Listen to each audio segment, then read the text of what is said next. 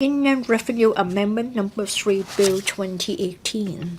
本會恢復2018年僱傭修訂 This Council resumes the second reading debate on the Employment Amendment Bill 2018.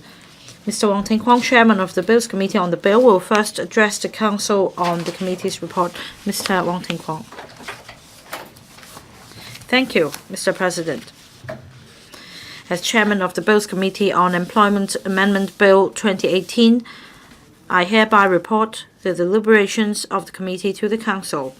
The bill seeks to amend the Employment Ordinance to increase the statutory paternity leave or PL entitlement from 3 days to 5 days for eligible male employees.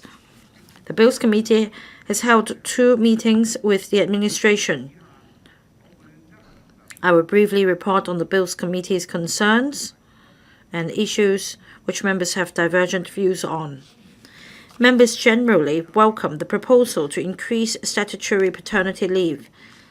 However, some members are of the view that employees should be entitled to 7 days of paternity leave so that working fathers can take better care of their newborns as well as partners. On this issue, Mr. Yiu-chung, Dr. Fernando Zhang, Mr. Ted Hui, as well as Mr. Gary Fan have respectively indicated their intention to move amendments to extend statutory paternity leave to 7 days. Dr. Helena Wong has also moved an amendment to the effect that during the duration of paternity leave would be increased to 7 days 1 year after the coming into commencement of the enacted ordinance. Some other members are not in favor of these amendments, that is, to further extend paternity leave to 7 days. According to these members, with the increase of statutory paternity leave from 3 to 5 days, SMEs and microenterprises will need to shoulder a greater cost and face difficulties in manpower deployment. Extending the duration of statutory paternity leave further will pose an even greater operational difficulty on employers. The administration has advised that in considering increasing statutory paternity leave from 3 to 5 days, it has made reference to the outcome of the review of the implementation of statutory PL conducted by the Labor Department, views of employees, affordability of employers, including SMEs, and the administration has emphasized that the current legislative proposal is a consensus reached at the Labor Advisory Board and it's the only acceptable option. In the light of the administration's response on statutory paternity leave, Mr. Ho Kai-ming has proposed an amendment to impose a statutory obligation on the government to review the number of paternity leave days at least once in every year after the commencement of the enacted ordinance. In discussing this proposal, most members of the Bills Committee has pointed out that in 2014, when the legislative proposal of the statutory paternity leave regime was studied, the administration indicated that the arrangement would be reviewed 1 year after its implementation. However, since its implementation in February 2015, the statutory paternity leave arrangement was only reviewed once by the government, with the subsequent extension of PL duration from 3 to 5 days. These members are of the view that the government should undertake to review paternity leave duration once a year to further enhance statutory PL benefits. Some other members do not support this proposal. They believe that in terms of improving paternity leave benefits, a reasonable balance should be struck between the employer's affordability and employees' benefits.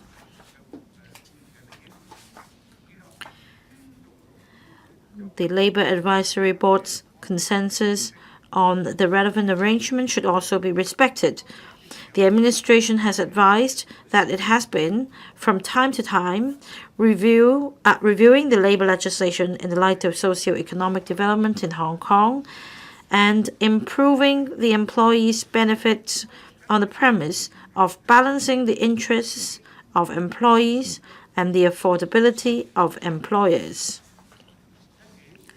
As such, the administration does not consider it necessary to provide a concrete timetable for the review of statutory paternity leave, nor is it necessary to achieve this objective by legislative means. At the meeting of the Bills Committee dated the 25th of July 2018, with a majority vote in favor of the proposal, it was decided that I would move this amendment on behalf of the Bills Committee. However, Mr. President, you earlier already ruled against this amendment, for it has a charging effect in accordance with Rule 57(6) of the Rules of Procedure.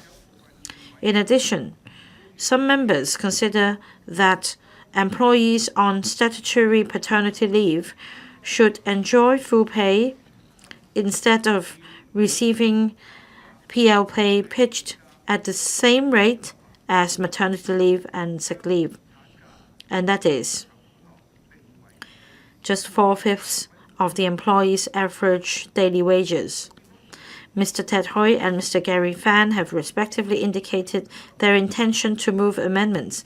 Dr. Helena Wong has also moved an amendment to the effect that the rate of paternity leave pay would be increased to full pay 1 year after the commencement of the enacted ordinance.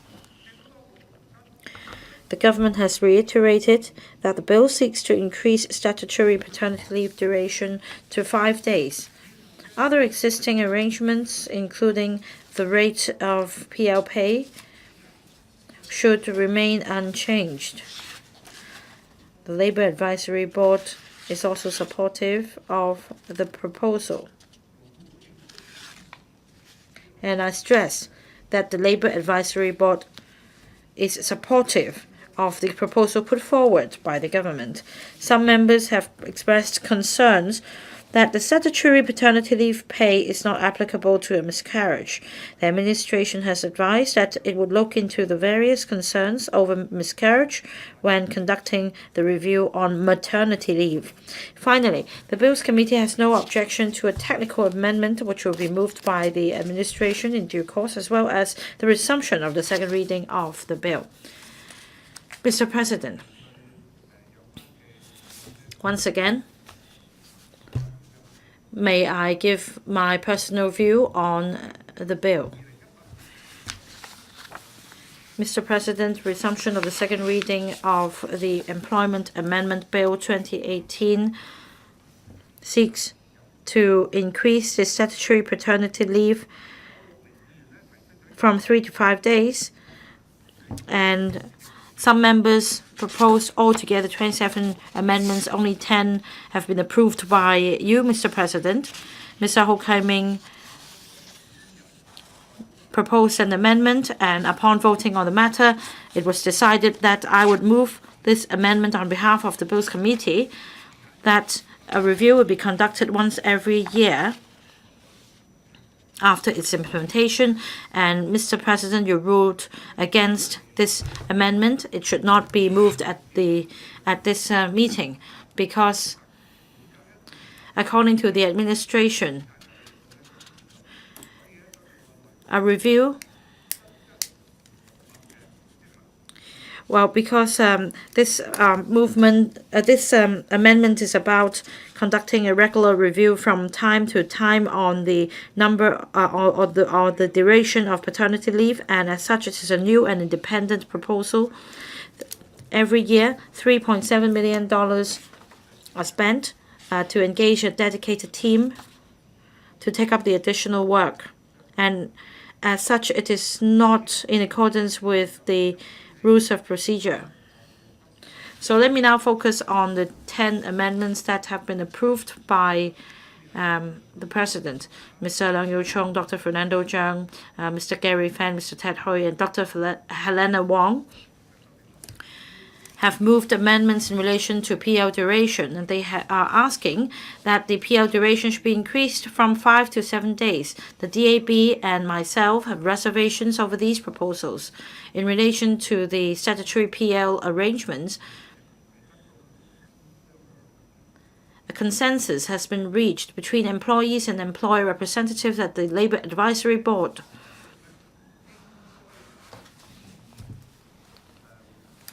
The deliberations of the LAB should be supported. On this reason, the DAB and myself will vote against the amendments moved by the members I mentioned.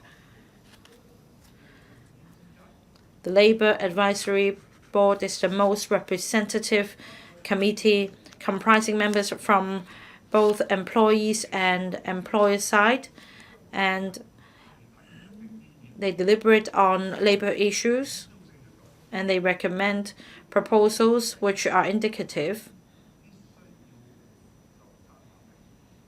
And in formulating policies, the government must also refer to the views of the LAB.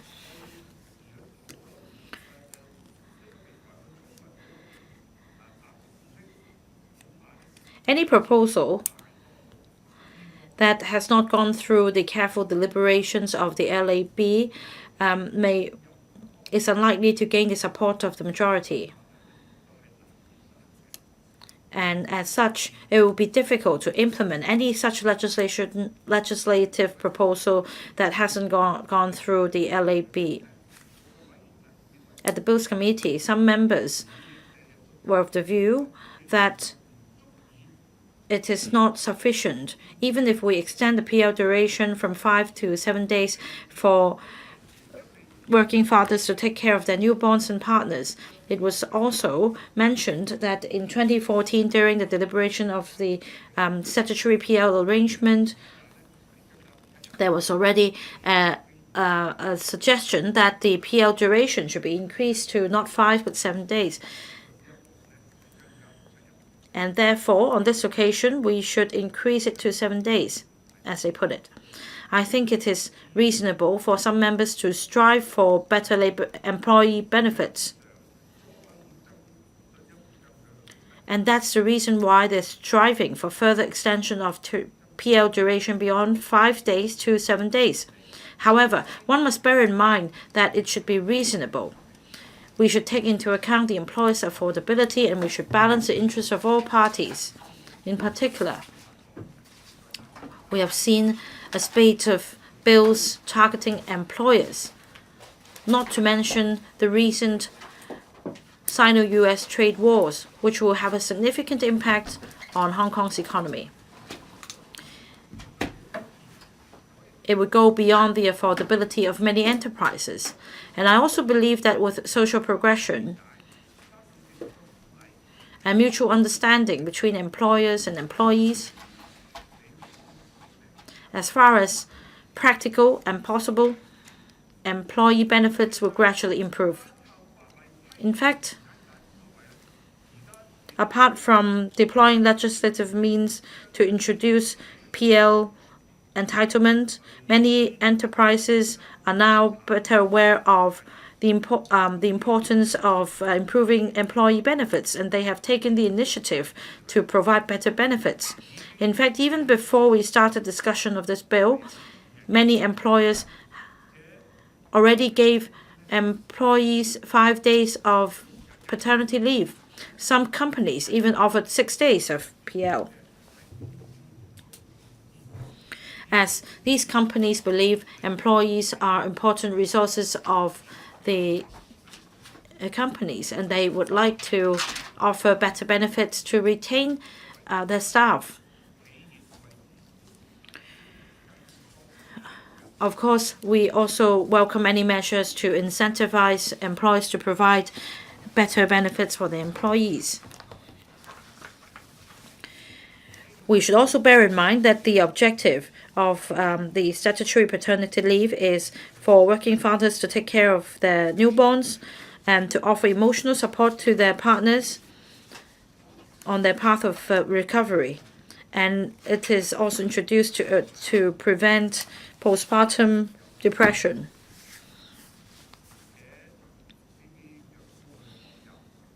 If the new mother is accompanied by the husband, and if the new fathers could also learn the child rearing process, it will be beneficial. And I think that the government should step up publicity and education, in particular promotion and publicity through various channels to explain the objective of the statutory PL arrangements. It is not for the purpose of allowing these new fathers to take a day off to enjoy themselves instead of taking care of their families. I so submit I am against all amendments. Mr. Tony Chair. 多謝主席。 Thank you, Mr. President. Mr. President, over the past decade or so, the natural birth rate of Hong Kong has been on the decline. At the trough, it was only 0.9, and in recent years, the figure has gradually increased to 1.1. However, comparing to the rest of the world, our birth rate is on the low side. As such, it exacerbates the problem of population aging, and it also affects our socioeconomic development. Many Hong Kong people, many couples in Hong Kong would like to raise a family with children, but they're deterred by a number of things. First, money, because they are worried that they may not be able to afford the childcare expenses in the long term. Second, they are busy because very often they are working couples and they are worried that they may not have time to look after their children. In recent years, the SARG has rolled out many policies that would encourage Hong Kong people to give birth to children, including providing more tax concessions for newborns and young children, and there is subsidy given to young children's education, and that there will be nurseries in many different organizations. And also, a 3-day paternity leave was brought in, and also in the PA this year, it is proposed that statutory paternity leave, or actually maternity leave, will be increased from 10 weeks to 14 weeks. This can help encourage childbirth and improve labor relations, and these are reasonable measures. In principle, I would support the Employment Amendment Bill 2018 to increase the 3 days PL to 5 days of PL. Of course, some workers would believe that 2 days additional leave are not enough, and they hope that it can be increased to 7 days or more, so that the workers have more time to take care of their newborns and their wives who have just given birth. And some have also asked that the four-fifth rate of pay for PAL should be revised to full pay.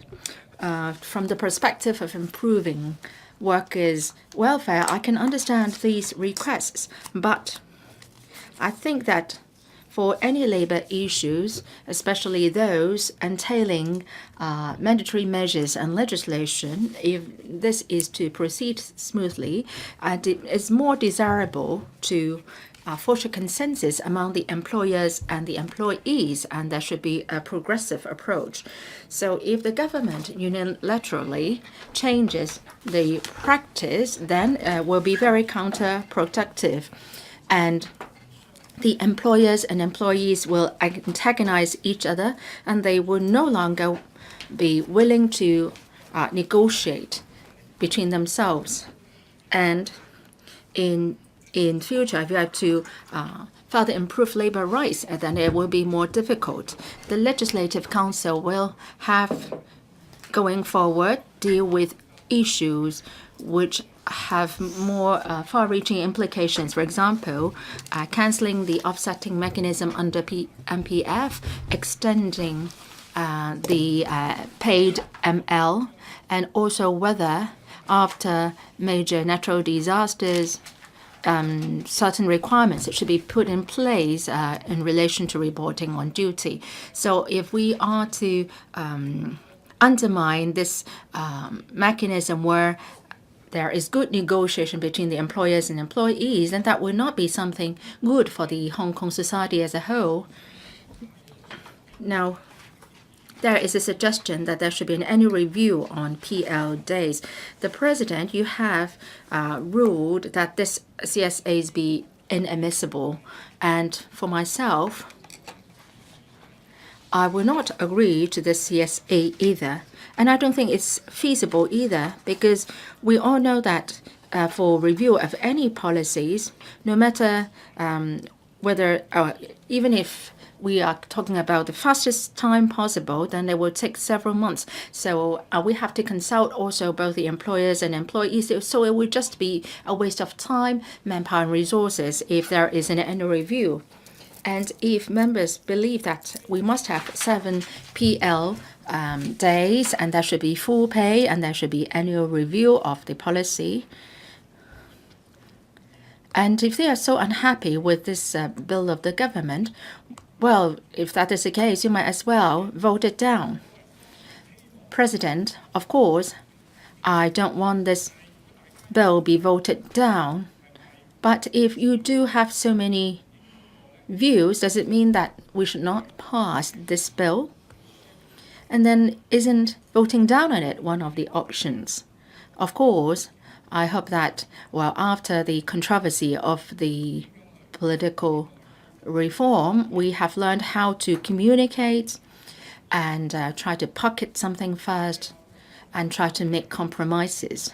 The last thing that I would like to say is the SLG is the biggest employer in Hong Kong, and in terms of labor rights, it should be a pioneer. So wherever possible, the government should set an example in terms of setting or allowing PL days above the legal requirement. And in 2015, the government has already implemented 5 days PL, and now it has also extended the pay ML leave to 14 weeks. I believe these measures are very much welcomed by civil servants. So I speak. Mr. Ho Kai-ming, President, the paternity leave was passed into law in 2014, and I, like other men, am entitled to the paternity leave of 3 days. And this time it will be increased to 5 days. Well, it's better than no increase. This is the result of the review promise at that time, that is a result of a review. So we know that well, we will be able to ask the government to give an account because a review was promised. Perhaps the government has learned from the past episode. And now in the policy address, the government promised to increase the paternity leave to 5 days, but the government will no longer promise another review. That's why I want to move an amendment saying that the paternity leave entitlement should be subject to review every 12 months. I wanted to move the CSA in the name of the Bills Committee, but the government say this has a charging effect, and according to our rules of procedure, this is not allowed. Madam Deputy, I'm very disappointed that I'm not allowed to move the CSA. Well, if you are serious about a review, then there will be a charging effect. You need to spend money. In 2017, the FTU conducted a survey among trade unions in Hong Kong on the paternity leave entitlement. Here are the findings. 95% of unions of the view that the entitlement is too low. 75% of them support the government's proposal to increase paternity leave entitlement from 3 days to 5 days. 85% of the unions support the increase of PL from 3 days to 5 days and then to 7 days. And then it should attract full pay. Is it that if we don't have, we are not given 7 days, so we want 5 days? Most of the unions do not object to the proposed increase from 3 to 5 days of paternity leave. The mainstream view is that we must increase the PL entitlement. Unionists and workers support the proposal to increase PL from 3 to 5 days, but at the same time we want to increase it to 7 days. But some unions do not support this further increase. And that's why we propose an annual review, because we want to act in accordance with the majority view. I know, Mr. Secretary, you did not enjoy any paternity leave, and I would say that 5 days of paternity leave is not sufficient. Well, what I'm concerned about is your lack of determination to review the PL again, and you will be reluctant to negotiate with the business sector anymore. Well, the government hasn't done a good job in promoting labor rights. Many provisions in the employment ordinance have not been reviewed in line with a global trend. Therefore, we are lagging behind. People from the business sector are saying that we are never satisfied with what we are offered. Well, yes, because we are lagging behind. We are not in line with the worldwide standards. The 10 weeks of maternity leave was enacted in 1970, and Japan is 98 days. Singapore 112 days. It's 48 years ago that we provided this benefit. So it's some 50 years later that we now have another review. You say that the entitlement will be reviewed on a timely basis. We don't know how long we'll have to wait for the next review to happen. Employees in Hong Kong are only entitled to 5 days of PL. There's a real need for review to be conducted soon. In Canada, employees are entitled to 75 weeks of support leave, of child support leave. And now we only have 5 days, and we want to review and still the government says no. So, Secretary, please tell us in your speech when the next review will take place. I hope you can give all employees in Hong Kong some good news. We started to strive for this in 2006. So we started with nothing, and then we got 3 days. Now it's going to increase to 5 days. It's not an easy process in the past 10 odd years. Yes, this is a tripartite situation: the employer, the employee, and the government. And some employers are very mean. They think that not even 1 day of PL should be granted. The government should act like a referee. It seems that the government thinks this is something unrelated to the population policy, and it's because this mentality as a referee, that we have seen little progress in labor rights and benefits. It will be difficult to achieve progress if the government is uncommitted. So we'd like to get the 5 years, and then we will strive for a higher entitlement in the future. Some would ask why we don't try to get 7 days.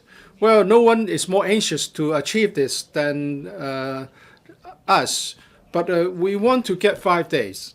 If 5 days are on the table, we have been striving for improvement, and we are attacked. They don't attack the government. So what's the justification for doing this? Well, actually, we can just press the button. If a CSA for 7 days of PL is put before us, it's easy. But can it be achieved? Well, we want to get real and achievable benefit first. We can get 5 days if we support it.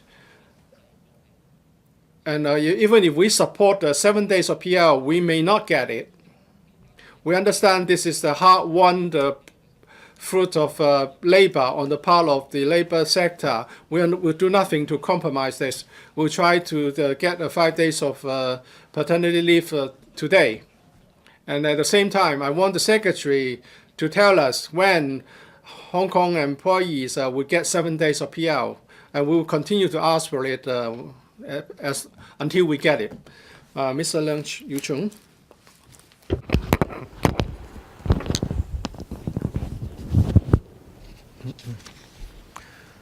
主席， Madam Deputy, because of the aging of the population and a low birth rate, and also the demand for young labor, family-friendly policies have become an important public policy for many countries and regions. In the policy address, the CE has proposed a 14-week maternity leave in order to be in line with the basic requirements of the International Labour Organization. But as you know, childbirth is not just the responsibility of the mother. Of course not. We know only women can give birth, but men should also take up the responsibility of caring for newborn babies, including changing diapers, feeding the baby, taking the baby for vaccinations, etc.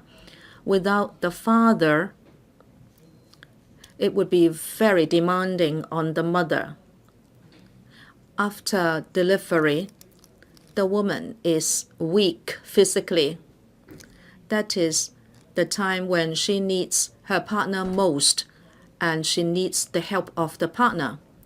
But unfortunately, most of the working population only have annual leave of 7 to 12 or 13 days.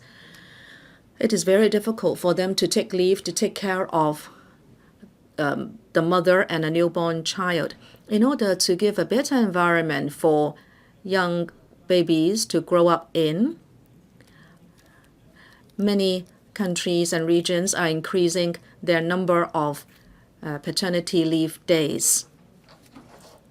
Hong Kong claims itself to be an international city, but we know that respect for labor and also labor welfare have always lagged behind advanced countries and regions. We were saying that in the PA, we will start to have a 14-week maternity leave, but this has come decades of years later than other countries. In the 70s, in the last century, we introduced a 10-week maternity leave, and it has been decades after its implementation, and it's only now that we have 14 weeks maternity leave. This is quite sad. And what is unfortunate is that we never had paternity leave, and we only started to have 3 days PL in 2015. It's like giving out alms. And now after 3 years, finally, we have a review after 3 years. And again, it is like handing out alms. And this is a big difference from the 7 days that the labor sector is asking for. And it is actually quite regressed comparing to other countries and regions. The administration should respond, and it is not responding, so the democratic camp can do nothing but to introduce amendments to increase PL from 5 days to 7 days. Is 7 days good enough? No, it's not good enough. But the administration and the employers will say, of course, you want as much leave as possible because you are so greedy, there is no end to your greed. We have heard that many times, Madam Deputy, but they should listen to academics. Some studies have shown that if there can be a longer PL, husbands can share the difficulties of the wife, and the wife is not so prone to postpartum depression. If there is postpartum depression, newborn babies may have retarded development. So it's not agreed. It is actually something that is necessary. Madam Deputy, let us cast a wider horizon for examining this. Let us not just haggle over the numbers of days of leave. Let us try to imagine how the entire system and labor policy can be taken forward in the family-friendly direction. For home carers, there is obviously very little assistance. The ILO has proposed that governments should recognize that it should take care of carers because they have made tremendous contribution to social and economic development. Apart from ML and PL, there is much more we need to do, but of course employers would again say there is no end to your demands. We are talking about standard working hours, subsidy for carers, and also parental leave, and also child support leave. Well, this may be scary, but actually such leave is available in many countries. This is to allow families to have more time to take care of the next generation, so the next generation can grow up healthily, and that this should not be overlooked just because of work demands. You will understand that from natality to the young age, if there cannot be enough care given to children, there will be a lot of harm done to society. Like, for example, we need more prisons, we need more social workers. This is also a kind of social cost, and if you calculate the social cost, you would not say that we are greedy. Madam Deputy, I'm not trying to digress when we propose these amendments. I'm just telling the employers that they should not be short-sighted. Otherwise, the social consequences would be rather saddening. Madam Deputy, people may say there is a lot to gain for the working population if they get so much leave just because they have a baby. Well, of course, that is the case from the employer's perspective. But as Mr. Jonathan Ho was saying, let us take a look at South Korea and Japan. What kind of PL do people have? 52 weeks. Listen, 52 weeks. We are no comparison to them. The countries are so prosperous and their economy is so good because of these factors. Hong Kong is not learning from them. We are so miserly. We have no respect for labor welfare. We have no respect for family-friendly working atmospheres. I hope the administration will think harder to see how both parents can take up responsibility for the family. In certain countries, they allow parents to share out the PL and ML. In other words, they share out a long period of leave. So both parents can have more time to take care of babies. This is important. In other countries, even if you adopt a child, the parents can enjoy a 12-week adoption leave. Think about it. How other countries are treating parents who have to take care of young children. But in the Hong Kong society, I think we are quite callous. A colleague here said there should not be any PL to start with. He said there should not be even 1 day of PL. Think about this. How is he treating parents who have to take care of the next generation? This is really very sad. You have no regard for that. You are too pragmatic and you only set eyes on immediate benefits. Who was it who spoke? Mr. Tony Chair and another member both said that the PL is hard won and we should treasure it. Well, of course I will treasure it. I would, of course, settle for 5 days in the end. But the thing is, it is hard won because it was hard won at the Labor Advisory Board. This is not so for society. If you conduct a territory-wide survey, will it still be hard won? Why don't you tap the pulse of the public? You discussed behind closed doors. You arrived at a consensus or compromise. The officials act as an intermediary or as the chairman, and you only allow the two sides to debate, and if you can come to an agreement, the administration will implement it. That has been our system so far. All labor issues must go to the LAB before they come to LegCo, before there is a chance to discuss them or pass them. Madam Deputy, we said many times, if this mechanism will not change,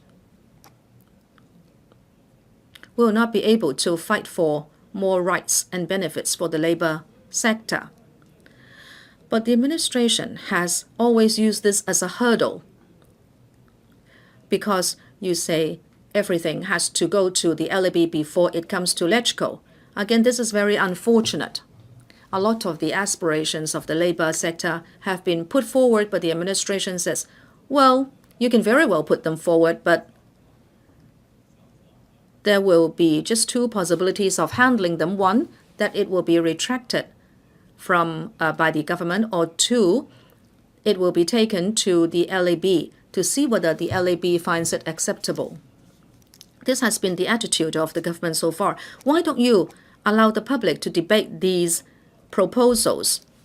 Madam Deputy, of course I understand if we increase the welfare for the labor sector, it will create difficulties for SMEs. That we understand. I know that to small enterprises, if we increase welfare for the working population, it will exert pressure on them. We know that. But then you must understand that in many countries, talking about labor welfare, very often employers are not made to shoulder it alone. Part of that would be shared by the administration. Say this time around, even for maternity leave, the administration has proposed that the extra 4 weeks will be the responsibility of the administration. Say today, we ask for 7 days PL, but then we are not going to stop there. We hope at least it should be 14 days. And the employers would say, you are really going too far. We don't even want to give you 7 days. What are you talking about? But Madam Deputy, we expect the second batch of 7 days should be on the shoulder of the administration because it can share out the burden of employers, and employees will have more time to take care of newborn babies. This is our aim. Unfortunately, you say pocket it first because it's hard won. We can foresee the voting results, and our proposed amendments will probably not be carried. And of course, we'll settle for the original proposal, or else we'll lose out. The thing is, it happens time and again. I'm not criticizing the labor sector friends. Just think about it. Last time we asked for 7 days. What happened? This time around, they only give you 5 days. After 3 years, you have waited for 3 years. This time around, if we pocket it, we don't know how long we have to wait before you will add 2 days to it. But our aim is 14 days. How long do we have to wait for that to happen? I was giving you this example.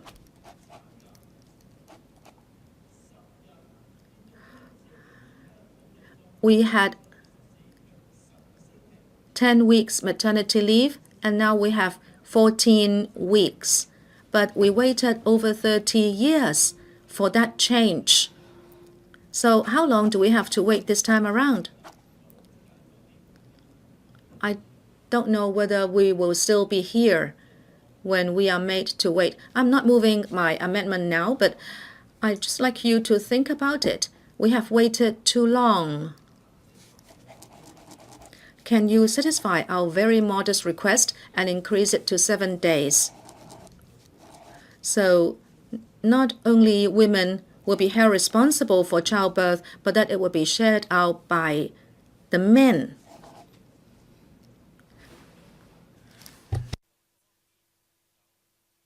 So the father, the mother will both be there to care for the next generation. This is our biggest expectation. I hope you will support us, so to speak. So I speak. Mr. Poon Siu-ping. Madam Deputy, this is the Employment Amendment Bill 2018. This is a long-awaited amendment exercise. The PL legislation took effect in 2015. It's been 3 years since it's being now reviewed, and we are just increasing it to 5 days only. Now, this review came too late, and that's why some members have moved amendments to ask for further increase of PL days from 5 to 7, or even a longer period, 14 days. Some members have also asked that the PL pay be increased to full pay. As a representative of the labor sector, I appreciate these requests. My attitude towards the PL has remained the same. There are 2 principles that I am mindful about. First, we try to improve the legislation so that labor rights can be improved, and that the new measures can be implemented as soon as possible to benefit the workers earliest. So I would be voting based on prudent consideration of all these. And Mr. Ting-kwong, the chairman of the bills, has wants to move some amendments asking that the government be conducting a review on the PL days. Regrettably, this CSAs is not approved by the president and can't be put forward. On reviewing the PL on an annual basis, the Secretary for Labor and Welfare said that it will review the PL entitlement and other welfare benefits at an appropriate time, and there is no need to have legislation on this. The labor sector has learned a bitter lesson from this in scrutinizing the bill on the minimum wage. The labor sector has asked that the biannual review of the SMW be changed to an annual review. The government has made similar remarks back then. It says that after the implementation of the legislation, it will look at whether there should be an annual review. The SMW commenced in May 2011. As 7 years have passed, the labor sector and the society have asked once again to have an annual review of the SMW level. But the government seemed to have forgotten that the promise made when we were scrutinizing the bill. They were turning a deaf ear to our requests. So we can't have faith in the government saying that it will review the legislation at an appropriate time. Let me add, we are asking that there should be an annual review of the PL days, and we are asking the government to review on having more flexibility in using the PL days. In England, in 2015, a new approach was adopted, and the ML and PL were combined, whereby the parents could share out the leave days. It's not a complicated approach. Now, maybe the mother would return to work earlier than scheduled, and the remaining ML days could be used by the father. And so the two types of leave are combined, and the overall number of leave days will not be increased, but at the same time allowing flexibility for the parents to take care of the newborns. I hope that the government can actively consider this proposal. So I submit. Dr. Fernando Zhang, Madam Deputy, 16 or 17 years ago, Mr. Lord Chi-kwong was an electrical member. He made a proposal on family-friendly policy, and he said the administration should consider allowing the father to be entitled to pay paternity leave of 2 weeks when his child is born.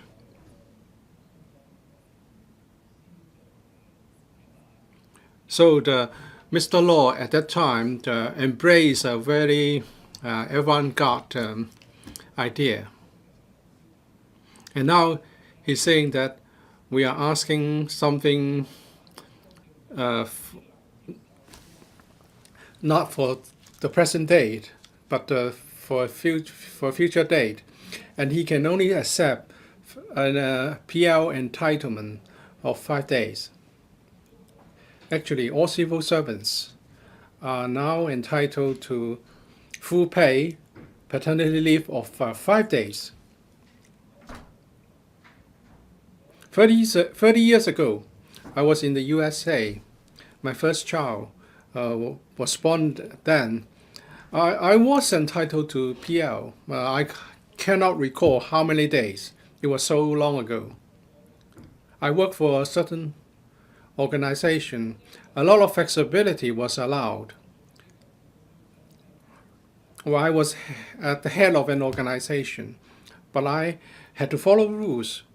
I was able to take care of the baby at home.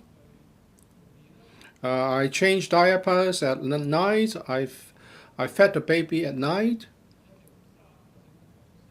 For 3 children that I had, I did the same. I changed diapers. I fed them during daytime when I went to work, and then when I returned home, I share the childcare duty with my wife.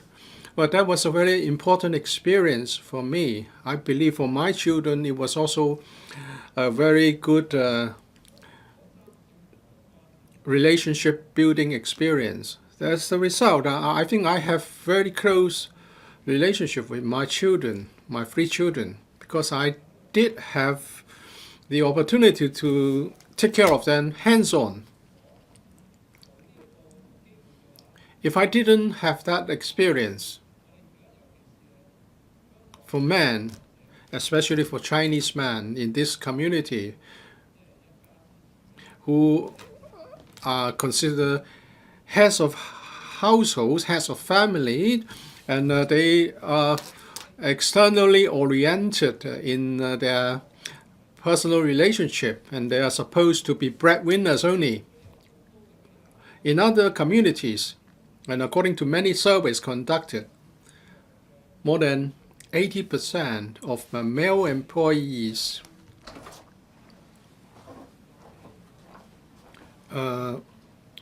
if they are granted paternity leave at a discounted pay, many of them would be reluctant to avail themselves to PL.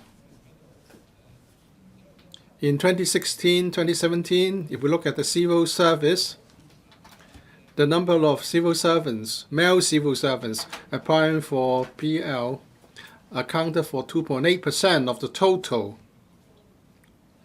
I believe that these were civil servants, a small portion of civil servants who had children born that year. And that is to say, not every one of them would apply for paternity leave. But we have to make sure that they are entitled to PL when they need PL. And some people also have this more avant-garde concept, and that is to say we should make PL mandatory. Otherwise, the male employees may think that he should not give the employer the impression that he does not put work first. So maybe it's better to make it mandatory, and taking PL should be mandatory instead of giving it as an entitlement. 17 years ago, Mr. Chi-kwong, the LegCo member, proposed this family-friendly policy, and since then we have spent more than 10 years in all sorts of discussion. 2 years ago, a report was published on family-friendly policies in selected places, and we found that Hong Kong was among the most backward places. That was a study conducted by our Secretariat. 5 Asian countries were selected, and 6 family-friendly policies were looked into, including paternity leave, maternity leave, paternity leave, child support leave, time for breastfeeding, and so on and so forth. We only offer 2. Taiwan offer all 6, and South Korea and Japan offer 5. Singapore offer 4, but only 2 were offered in Hong Kong. And after more than 10 years of talk, all we have is just talk. And is PL just a matter for male employees? Of course not. The business sector always like to refer to some magazines such as The Economist. An article was published in 2015, which is on PL. It said that if the father takes PL, then the father will be more committed in this family status, and the relationship between the child and the parents will be better for this. And according to a study by University of Oslo, the implication can be far-reaching, and that is if the father takes PL to take care of a child, then the child outperforms other children up to the school age. And since the father shares the duty with the mother can return to her work earlier, and then she will enjoy a greater degree of flexibility in career development. So PL helps the father to build a better relationship with the child, and it would also be fairer career-wise for the mother. And we are saying that both parents should be responsible for taking care of the child. And this is even good. It's also good for the relationship of the spouse. And also, as Mr. Leung Yiu-chung has put it, it can also avoid postnatal depression of the mother. And if you have happy and satisfied employees, the employees are more committed to work and productivity can be improved. That's according to the magazine The Economist. And there's another magazine called Forbes. On the 3rd of May 2018, it suggested that the taking of paternity leave should be made mandatory. That is to say, the male employees, the fathers, should take PL on a mandatory basis. And if the parents or the father takes PL, the new mother would be much less likely not to return to work by 50%. In Hong Kong, very many mothers would leave employment after giving birth. Not that they want to give up working, but they have to take care of their babies, and therefore, as a result, they give up working. If we have a full and a good entitlement, PL entitlement, the father can then share the duty of taking care of the baby, and the mother would be less likely to give up her career. And this is beneficial to the community. Mr. Ting-kwong suggests that all policies of such nature should be discussed by the LAB, and we should go along with the deliberation of the LAB.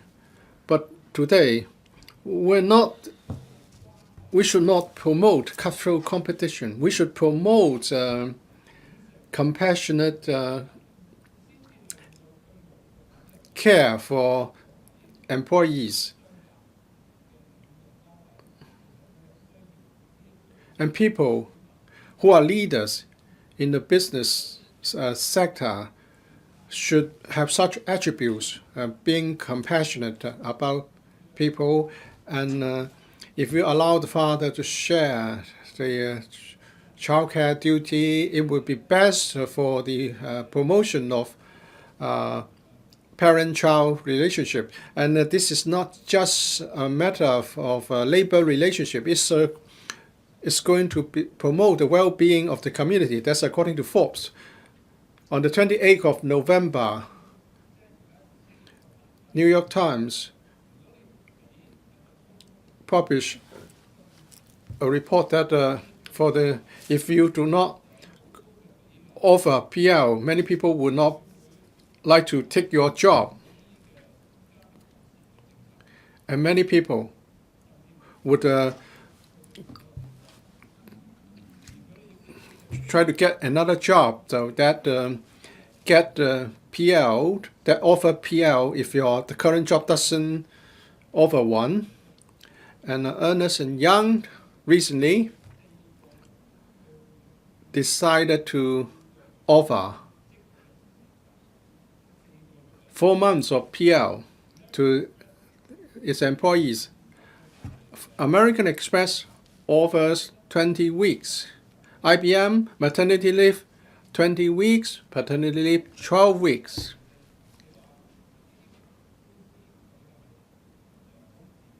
Are these companies not functioning? Of course not. And I haven't even mentioned the EU. Are companies in the EU making losses and in deep trouble? Of course not. Now the government is proposing to increase the entitlement to 5 days. It's just 0.01% of the wage bill, just 1 in 10,000 as the ratio. And even if we increase it to 7 days, it's just 3 to 10,000. The ratio is just 3 to 10,000 in terms of the additional expenditure. And then it would meet the cost of offering 7 days of PL. Although we are not talking about full pay PL, we are asking for, we are only putting forward a very humble request. As Mr. Secretary, in 2011, you proposed the family-friendly policy. We are not even, not 2011, sorry, it's 2001. So we are not even asking for what you said should be offered. And don't tell us that you withdraw the bill if we ask for an increase of PL to 7 days.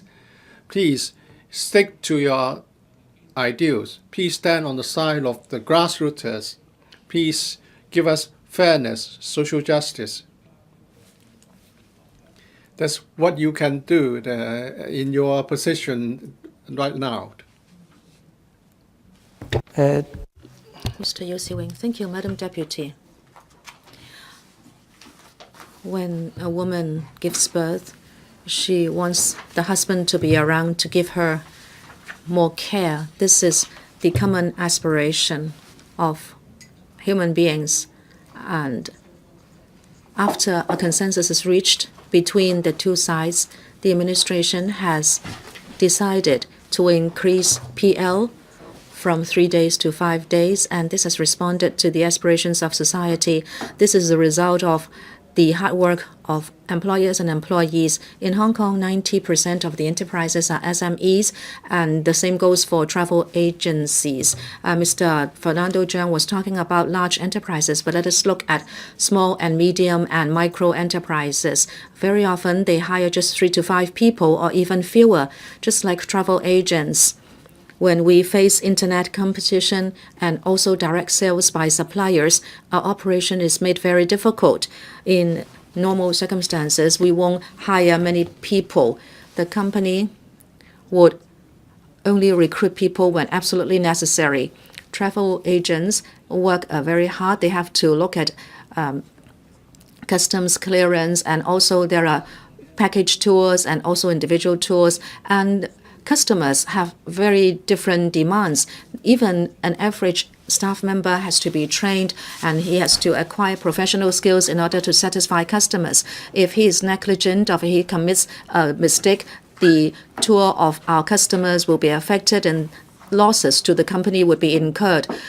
Therefore, whenever anyone asks for leave, it is very difficult for the boss to deploy staff because the quality of service has to be maintained. Therefore, as I was saying, you need to find somebody who knows the skills of the industry. That is very difficult. If you can find a replacement, yes, you can find the person, but you cannot easily find a person who is skilled. I believe SMEs in other industries are in the same boat. Therefore, if there is going to be any change to present leave arrangements, we have to be very prudent. You should not only consider the pressure of employees and neglect the difficulties of employees of SMEs and micro enterprises. Recently, the PA proposes a way to abolish the offsetting mechanism and also to enhance ML. Now, there is this piece of legislation to increase PL. Enterprises will have a bigger burden. Recently, enterprises are also facing the possible impact of the trade war between China and US on Hong Kong's economy, and they are facing greater pressure. As I said, SMEs and micro enterprises would face a greater burden in terms of manpower, and they do not have a lot of flexibility as far as the capital is concerned. Whenever there is a new labor policy, it will bring about very heavy burden on their capital and cash flow. Large enterprises have a lot of resources. They can, of course, cope with market changes and also manpower deployment demands. The impact on them is minimal, but the impact on SMEs is very different. If there are such policies, the direct impact would be on SMEs and micro enterprises. If the situation continues, large corporations and enterprises might monopolize the Hong Kong market. When the administration makes policies, please remember this point. And when members vet proposals, please also think about this point. Mr. Fernando Cheung was referring to large corporations and enterprises who have a lot of resources. But what about 90% of enterprises in Hong Kong who are SMEs? I hope colleagues will think about that point more. Some members propose that with regard to PL, there should be a regular mechanism for review. The President has ruled out that proposal. I still have to reiterate that policies which are reviewed too frequently would bring pressure on all quarters. When we are faced with an uncertain economic prospect, we should stay put rather than make too many changes. If we have annual review of PL, every time when there is a review and when there is public pressure, I'm sure there cannot be any downward adjustment. Even if you keep it or keep the status quo, I believe the labor representatives will not accept it. They would just insist that it be adjusted upwards. And a few years down the road, there will be 100% of increase in the days of PL. How can SMEs and micro enterprises shoulder that burden? As you know, the SMEs are the main impetus for Hong Kong's economic development. It is also the starting point for young people to have startups. If you continue to raise the threshold of PL, you will just compromise the competitiveness of SMEs, and then young people will not be able to have startups so easily. And SMEs will also find it hard to survive. We have always been gradual and orderly in making changes, and we have been making rules and regulations in a gradual manner in improving welfare and benefit for labor workers. The administration has worked as a mediator, and I think that is a preferable way to do it. It's just like minimum wage and also PL. You know that these are results of our consensus. Therefore, no matter how we seek to increase welfare, there will still be people who want to ask for more. If you only consider the benefit of your stakeholders and insist on your own view and do not have regard for the big picture, there will not be any trust between employers and employees. And consensus would be even harder to find. I would say, therefore, if the administration already has a mechanism to consult the LAB and a result has been achieved, as legislators, we should respect that well-established mechanism and adopt a gradual and orderly approach, and not seek to complicate the issue so that there will not be a negative impact. Therefore, I will not support the various proposals by legislators. I will support the administration's amendment. Mr. Kenneth Leung. Thank you, Madam Deputy. In 2014, I was fortunate to have become the chair of the Bills Committee on the Employment Amendment Bill 2014. And at that time, we were talking about legislation on PL, and there were different views expressed in the legislature. There were views coming from the labor sector, the business sector, pan-democrats, pro-establishment camp, and the views were diverse. And in the whole process of legislating on PL, the things were complicated. But then the government told us that we've got only 3 days as a proposal, take it or leave it. And Mr. Matthew Cheung then was the Secretary for Labour and Welfare. He told me personally this, well, take it or leave it. We've got only the 3-day proposal. Now, after 7 to 8 meetings, finally, we adopted a prudent approach. We took 3 days. Now, 3 years have passed. We are reviewing the PL, and now the government is having the same attitude, take it or leave it, and they said that they're going to withdraw the bill altogether if the amendments proposed by members were passed. I have written my own script, and I wanted to share my views on PL and population policy. But then I will still have to respond to Mr. Yiu-chung's comments on SMEs and micro enterprises. Of course, if the employee takes a long leave, then the operation cost will go up, and there will be an impact on the manpower. So these are things that we should consider. But then for SMEs and micro enterprises, in recent years, there has been a high turnover, whether it's the professional services or small accountancy firms. They said that they couldn't hire people because very often employees leave after 3 years in the work, and they would turn to Ernst & Young because they've got better benefits for employees. So if a man or if a male works in a small firm and gets only a few days PL, but then if he works in a big firm, he's got over 10 days of PL. Now the young people would like to work first in the small SMEs and micro enterprises first, is because then they would have a broader experience in different aspects.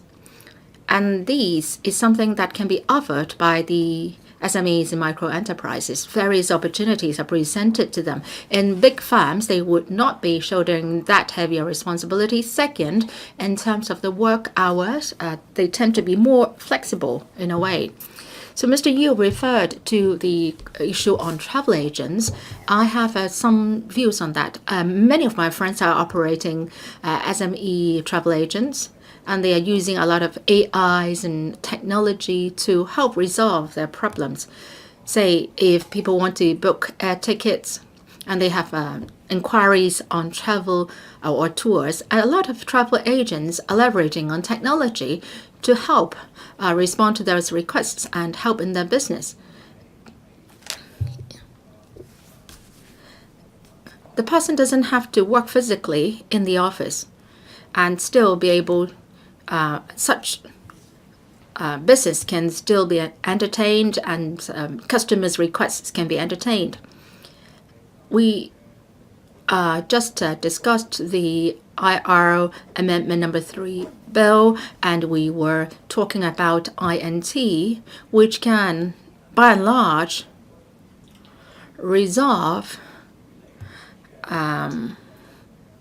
difficulties or resolve issues in which the employee whereby the employee can't be physically present at the office. I've worked many years myself, and fortunately I've been working in major multinational corporations, and I've also been a head of a small department.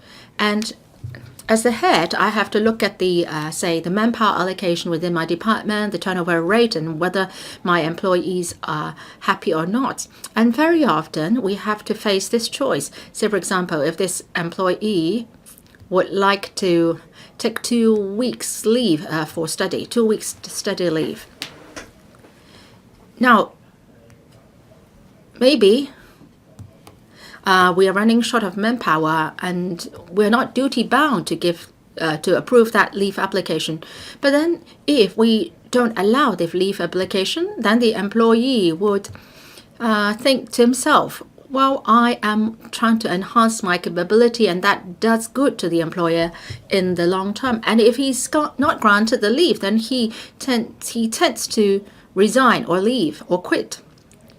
As what Mr. Yiu said, maybe this employee has undergone a lot of training, and a lot of time and efforts have been devoted to train up this employee, and then this employee leaves after several years and joins another company. Maybe that other company offers higher pay and better benefits. But then if the employer doesn't care about the long-term development of the employee, doesn't care about the employee's feelings, what results is that the employer has to recruit a new employee and then train that person afresh. The cost of doing that is much higher than the cost that is involved in giving an extra few days leave days. So if the employer can take a long-term view, then he would come to a right conclusion. And then another thing,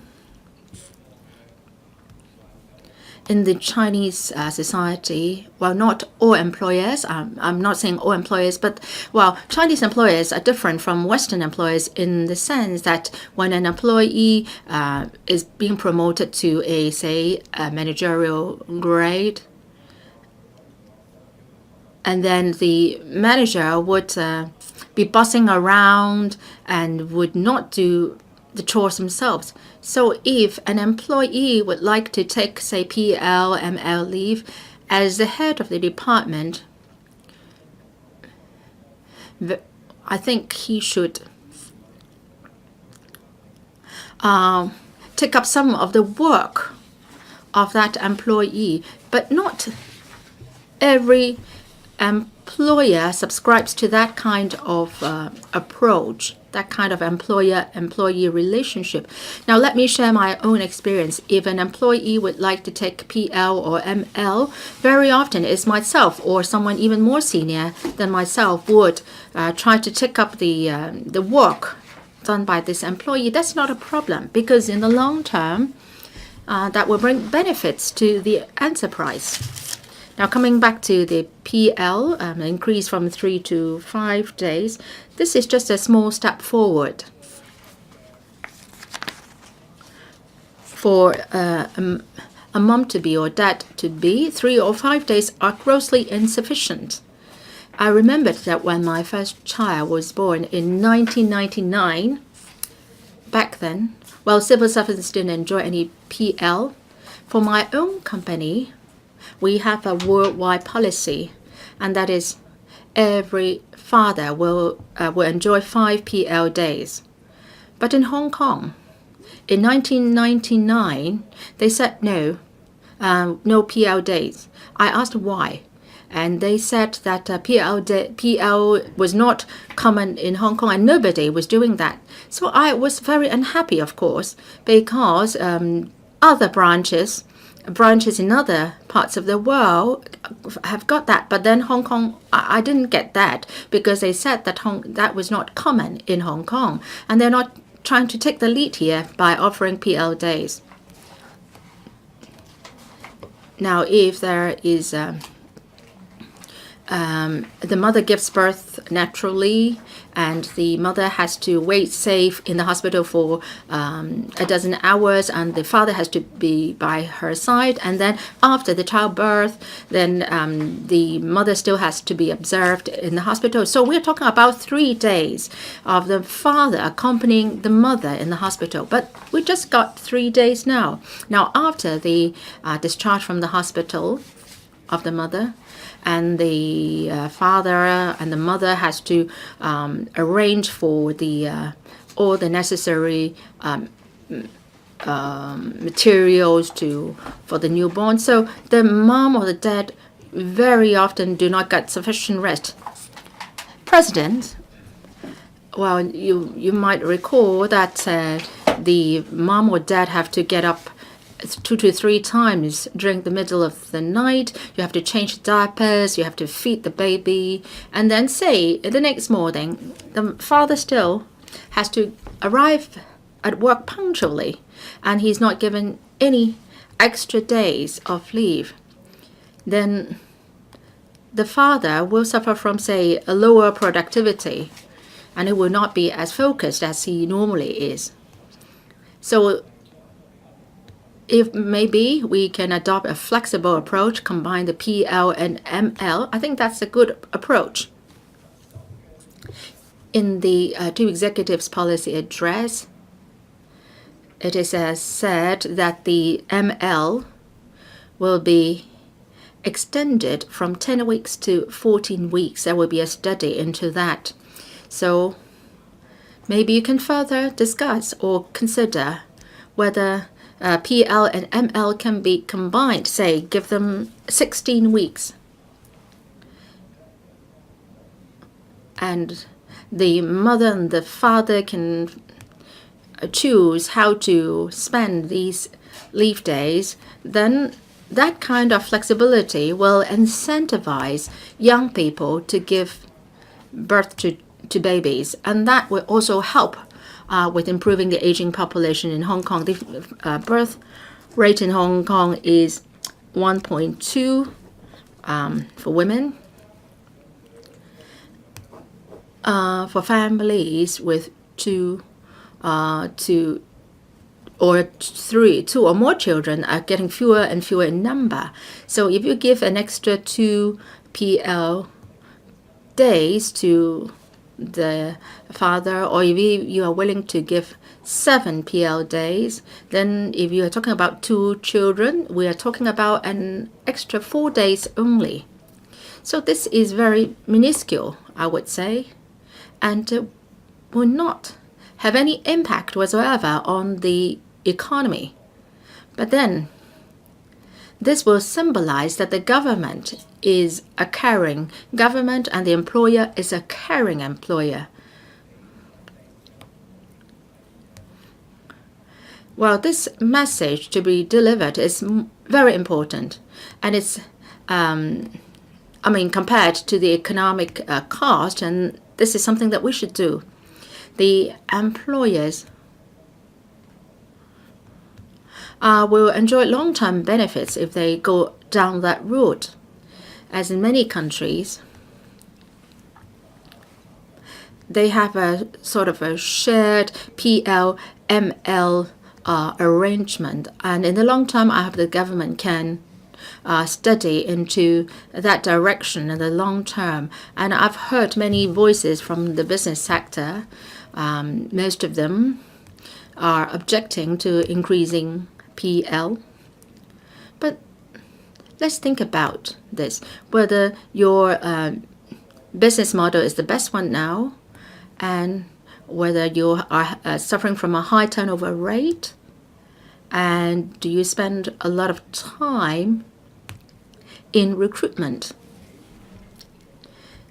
If you factor in all these as the cost, and then compare it with the cost of allowing extra PL days, well, I am sure that you would opt for a more caring approach, an approach which can do better long-term, bring better long-term benefits for the enterprise.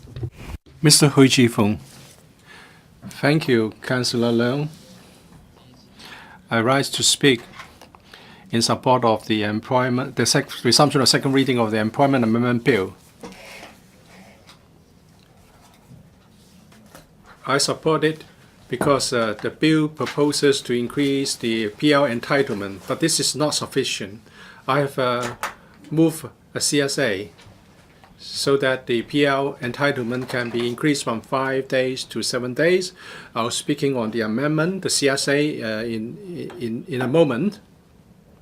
I speak as a member here, and I also speak as a hands-on father who takes care of his children, and I'm from a family with no domestic helper. So, Mr. Law, why is it PL must be considered as an employment policy? Why is it has to be considered as something between the employer and employee? Why is it not an issue between the father and the mother, or a issue common to the father's own family and the mother's family? We want to promote family-friendly policies, so PL should be taken up in our discussion as we talk about the wage rate and breastfeeding, and how can we make it convenient for mothers and families. And we should also talk about community childcare and parenting education. All these should be taken up as part of our family-friendly policies. As a husband, as a father, I can say that, well, if I did not have the chance to take care of my young child, my wife wouldn't be able to insist on breastfeeding. So far, my children have never used any baby formula. Breastfeeding is very good for the baby, and it can be a suitable food for a child up to many years. And sometimes the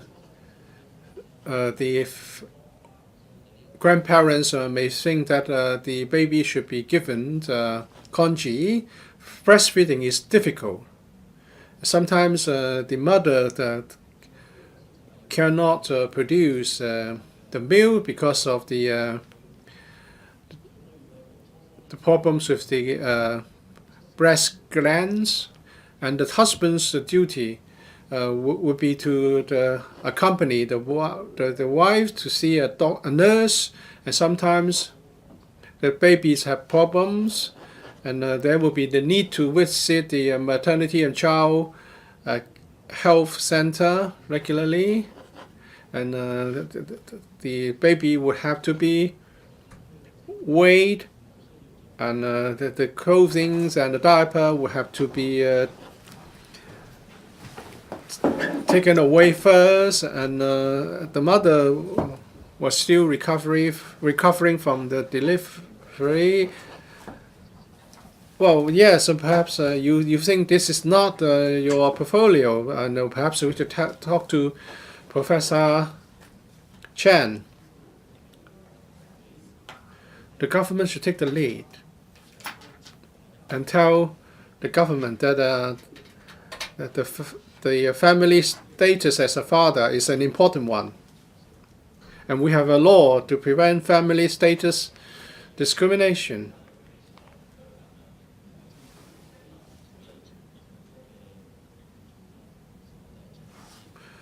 The government should tell the community that we attach importance to the role of father as a carer of babies. And you may think that this is not a part of your portfolio, and we should be confined to the narrow issue of PL. My idea of a civilized society is that we look at how we treat the less privileged and the disadvantaged, and how much we devote our resources to help them. Infants, babies, need a lot of care in the first few weeks. Well, we should give as much help as possible. What's the big difference between 5 days and 7 days? And the representatives of the business sector are claiming that well, you won't be satisfied, however much is offered. Well, we are talking about corporate social responsibility now, right? I don't think employees would have more children just because they will be entitled to a few days of PL, a few more days of PL. I think we should make the society more civilized by doing this. According to the FTU members here, the LAB has completed the discussion, and we should accept the agreement there? Well, is the LAB your excuse or your shield against criticism? And they also advise pandams who have moved CSAs to learn to have compromise. How representative is the LAB? The LAB is not a statutory body. It has no statutory role to intervene into the work of this council or to dictate PL. The composition has been under criticism. There are 6 labor sector representatives, 1 appointed, 5 elected. And how are the elections conducted? Well, the pro-establishment camp control many trade unions, and irrespective of the size of membership, every trade union gets a vote. So Professional Teachers Union has 90,000 members and it's got 1 vote, just like some other small unions. So if you ask employees whether they would like to have an entitlement of PL of 5 days or 7 days, I think the answer that you get will be very obvious. The LAB members are not returned by 1 person, 1 vote, and they are not even representative of trade unions. So the agreement reached there represent the consensus of the government or the employees, but certainly of the employers rather, and certainly not the employees. The PL entitlement of 5 days is grossly inadequate.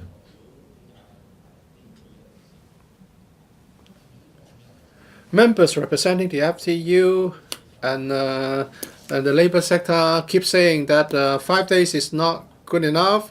We would pursue the matter and ask for more. And now we have this CFA asking for an amendment to make it 7 days, and they don't want to support the amendments.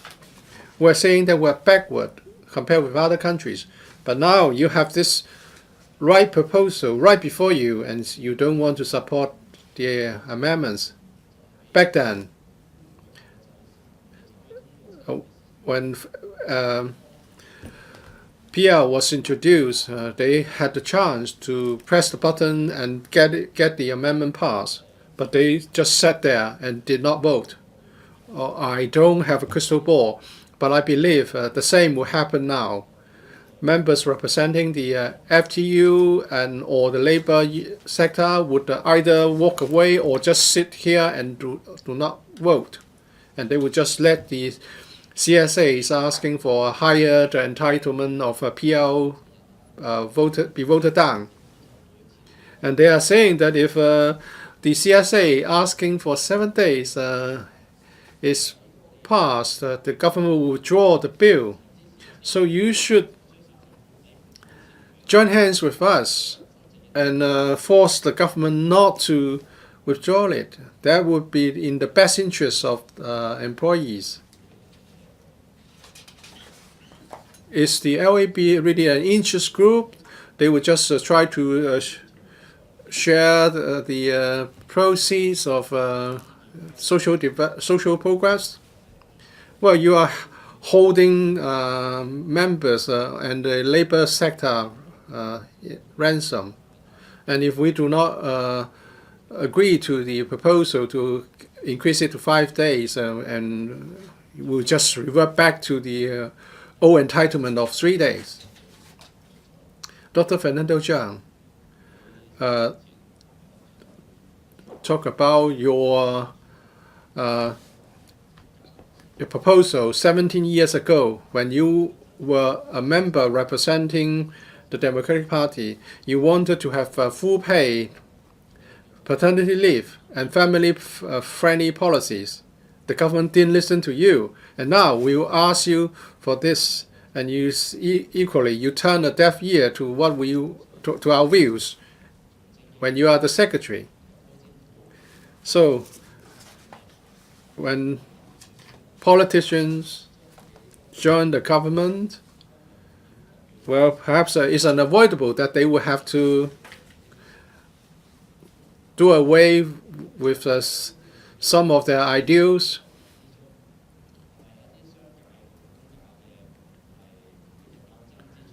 So in this, well, is it that you are not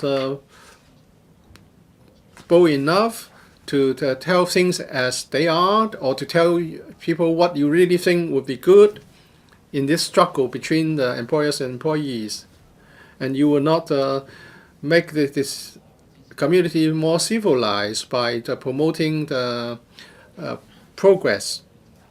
Councillor Leung, I will support the amendment bill, but certainly we would continue to try to persuade other members to support the CSAs so that the PL entitlement would increase to 7 days. On this basis, I support the resumption of the second reading. Dr. Helena Wong.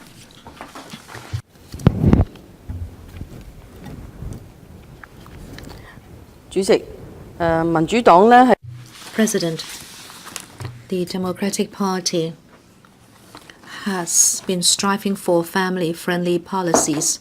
Mr. Ted Hui covered some of our views. We have been striving for fully paid 7-day PL, and ML should last for 14 weeks again, fully paid. On legislating for PL, starting from February 2015, we have had 3 days PL, and in December 2014, we passed the Employment Amendment Ordinance 2014. We moved 3 amendments, and 1 was taken over by government. And in the other 2 amendments, I proposed to lengthen the PL from 3 days to 7 days. And the pay was that it should be full pay instead of 4/5 of daily wages. Unfortunately, the administration was unilateral, and at that time, the SLW is 2 days CS4A. He said, Helena, why don't you retract that amendment? Because if you continue to move it, there was a chance we would retract or withdraw the bill. The administration was adamant in turning away the amendments. The pro-establishment, of course, had to defend the position of the administration, so the 2 amendments moved by me were not carried. And the starting point of PL was set at 3 days. Now, only 3 odd years, we are again debating the issue of PL. The administration is saying, after talking to the LEB and after doing a review, the PL will be lengthened from 3 days to 5 days. The DP welcomes it. This is some good news. At the Asia Pacific Research Institute, where a telephone survey was done, 80.7% of the respondents supported increasing statutory PL, but over half, 54.5%, opined that increasing it to 5 days was not enough. Originally, 6 members put forward 20 amendments with the main aim of extending PL to 7 days. And the partial pay should be increased to full pay. Unfortunately, the administration did not accept our amendments. On the 18th of October, we received a fax from the Labor Department. I got it at my office, listing a whole range of reasons why the president should not allow our amendments. We had only very little time to deal with it, and on the 19th, I put forward our rebuttal. against the Labor Department's statement. I did it in the name of myself and Mr. Ted Hui. Mr. President, you have now allowed 10 amendments moved by 5 members to take place. Out of those 10, 2 are from me. I will speak on the amendments later. You can see that, well, sometimes I don't understand why legislators want to move amendments, but then we have to ask the administration whether they would allow us to do so. Actually, it is our authority, within our authority, to move amendments. Why is it that we should consult the administration? The executive hegemony is such that we are not given a lot of respect and dignity. I'd also like to respond to what the chairman of the Bills Committee said, and that is Mr. Ting-kwong. He said that he wouldn't support our amendments. Neither would the DAB, he said. And that is lengthening PL to 7 days or increasing pay to full pay. His justifications were such that at the LAB, the 2 sides had arrived at a consensus. And it was said that they could only accept 5 days. And Mr. Lord Chi-kwong, the SLW, said that 5 days PL is the only option acceptable to government because that was what they got from LAB. And he threatened to say that if we should move amendments, he might withdraw the bill. Such threats are not going to work, Mr. Secretary, because your predecessor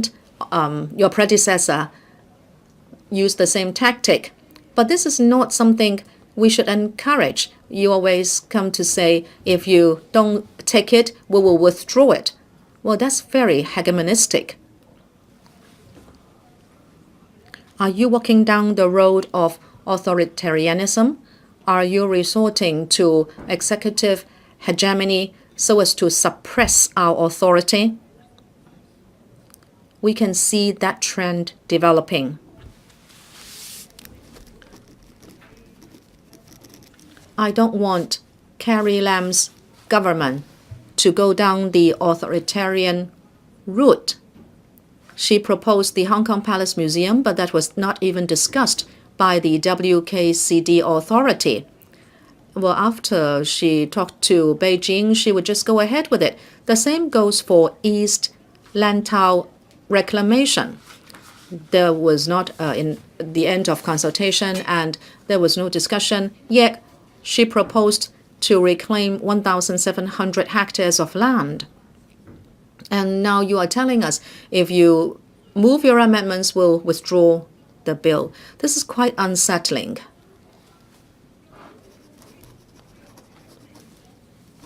What is the role of the LAB? Does it have enough justification to reject any amendment to lengthen the PL? The DP, of course, cannot accept the justification of the DAB or Ting-kwong. I think the LAB is an advisory platform. The employer-employee representatives are brought to the platform to negotiate, and the result of their discussion can at best be a proposal. It should not be imposed on LegCo. I therefore seriously protest that the Labor Department could refuse amendments from members, and the LAB was used as their defense. Mr. Jonathan Ho of the FTU said he would like to move annual reviews, but it was disallowed. I feel sad for him, but never mind. He could support my amendment because the effect is even better than his. Mr. President, I thank you for allowing 10 amendments to be moved either tonight or tomorrow morning. As I was saying, the LAB is a consultative platform. It should not override the LegCo. It cannot replace the LegCo because the basic law only gives the power to make and amend legislation to the Legislative Council, not the LAB. The LAB cannot replace us and say the law would be adjusted in a certain way, that it cannot be changed after they have an agreement. Therefore, we should respect the legislature according to what the basic law says, that we are the body to make and amend legislation. Also, some pro-establishment camp members said here, including Mr. Yiu-chung, said he would not accept the amendments for another consideration, which is economic. He said, we are faced with the US-Chinese trade war, and Hong Kong might be impacted, and Hong Kong's economy and business environment would be impacted, and SMEs and micro enterprises cannot really take up the threshold for doing business, which is made more difficult. Well, it's not just Mr. Yiu who is putting forward such a rationale, because 3 years ago there was not the US trade war. If indeed some members are concerned about the trade war, and if you expect that the Hong Kong economy would change for the worse, if that's the case, if business is made more difficult, then I would doubt whether the administration should be squandering money, making use of $1 trillion of our reserve to undertake a large-scale reclamation project. The pro-establishment camp should be on our side. You should question the administration that it should be more prudent in making or using public money because the economy might change for the worse. But I haven't seen that happening. I haven't seen you shouting loud to object to the Lantau reclamation. So the trade war is just an excuse. Refusing to support lengthening PL to 7 days. I agree that we should do our sums. In 2017, on the 19th of December at a manpower panel meeting, the administration submitted papers talking about the cost impact of lengthening the PL. The paper says, according to 2015 figures, the administration assumed that there would be increase in PL, and they did a cost impact study. The rough estimate was, if PL was increased from 3 days to 5 days, and the pay is kept at 80%, compared to the present situation, and that is 3 days of PL and 80% pay. Now you are increasing it to 5 days, and the extra annual cost is $84 million. That's it, less than 100 million. If employers were to pay full pay, the cost impact would increase to 137 million. If you follow our amendments, that is to lengthen PL to 7 days, what would be the cost impact analysis? The administration said, if pay is kept at 80%, the cost would be 168 million. If it is at full pay, then $242 million. So we are talking about increasing from 84 million to 168 million. It's not so much. It is just about 100 million or 200 million. In the economic system of Hong Kong, will SMEs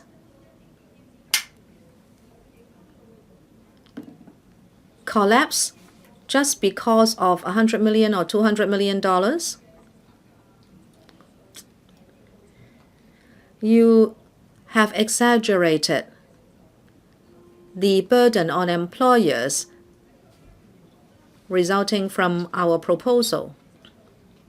At this stage, I think employers should embrace a longer PL. As Mr. Kenneth Leung said, the unemployment rate in Hong Kong is at 2.8%. That is not even 3%. Basically, we have full employment. Employees are the most important asset of employers. If you don't have manpower, how can you do your business? The important thing is for you to retain employees. Many enterprises are increasing PL to 5 days, 7 days, or even 2 weeks for large enterprises just to retain staff. And many people also give full pay.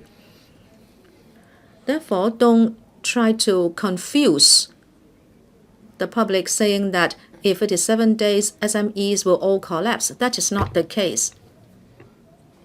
And the extra cost is 2 days pay. Please stop speaking. Dr. Cheng Chung Tai. We are now discussing this bill, which is an employment amendment bill proposing an amendment to increase PL from 3 to 5 days. Let me set out my stance clearly first. If, say, the pan-democracy's aims of increasing it to a further 7 days is not passed, and then I would, of course, support them. But I will vote down on the government's proposal of increasing it from 3 to 5 days. I don't think we should pocket it first. I don't think we should accept it. And this is not a petty favor. As a Hong Kong person, as a father, I think we deserve basic respect.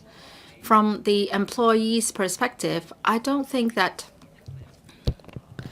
giving me 2 days more or 4 days more will determine whether I will have a child. I will not factor that in my decision to have a baby or not. Well, if I do that because you are giving me an extra 2 days, then I will be very stupid and I have to get my IQ tested. Now, those who represent the sector said that there will be economic impact if we have 7 days instead of 5 days. Let's take the stance of the management of a company. If you are as an SME, and if an employee gets 7 days instead of 5 days, and that your operation will be affected, well, you then should review your management system. You said that there is a problem in your operation.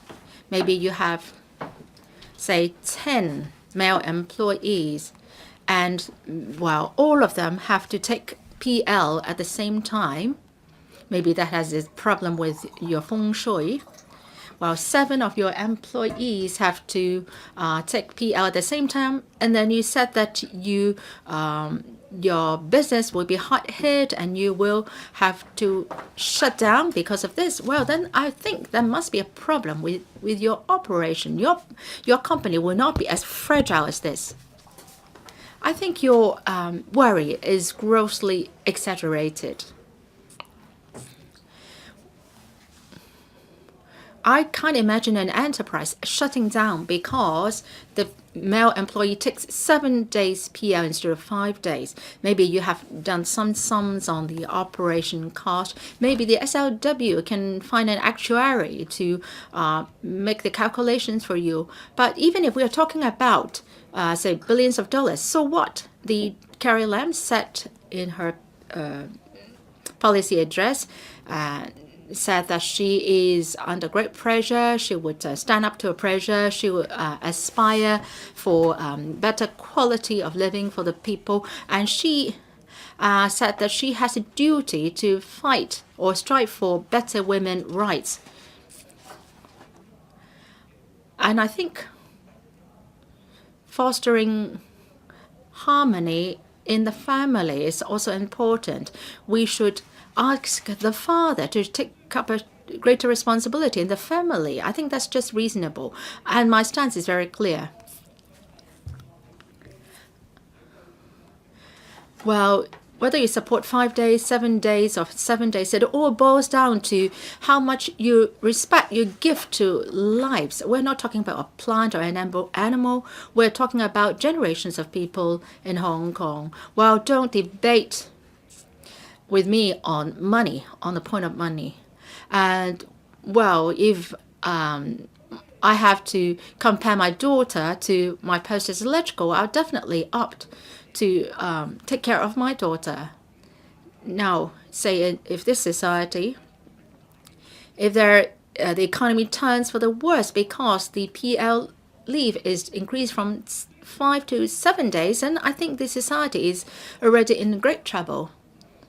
Now, from the perspective of the father, the employer, and the chief executive, what's the difference between 5 days and 7 days? No, not much difference. That we're not talking about a huge sum either. So if we are to be politically correct, then the mainland is also talking about 7 PL, and sometimes in some countries they're talking about 30 PL. Well, why don't you talk about one country, two systems here? We are now debating about increasing the days from 3 to 5. Isn't that very shameful? Well, Mr. Charles Mock is saying something about one country, one system. Well, let's not talk about that. I don't think this PL, the subject of PL, should not be a politicized one. I want to compare ourselves with Norway. Norway has a 14 weeks PL, where everybody wants that. Well, if you are to have that, we have to pay more taxes. But then we are paying also a lot of rents and rates. 1/3 of my salary is being paid as indirect tax. Well, I've set out my stance clear. If Pan-Democrats' CSAs are not passed, then I will vote down on the government's proposal. I am open to criticisms. I am against increasing PL from 3 to 5 days. I think it's a total disrespect for a father and a male in Hong Kong. And I'm saying this because of my own value system. I think you are insulting me. And I'm not going to have a child just because of these 2 days difference. Now, on the 10th of October, Mrs. Carrie Lam, Chief Executive, delivered her policy address. And she presented this proposal, and she said that starting from that day, civil servants will be able to enjoy 14 weeks of ML instead of 10 weeks. Now, after she said that, I noticed that for civil servants, that took effect immediately. I find it quite strange.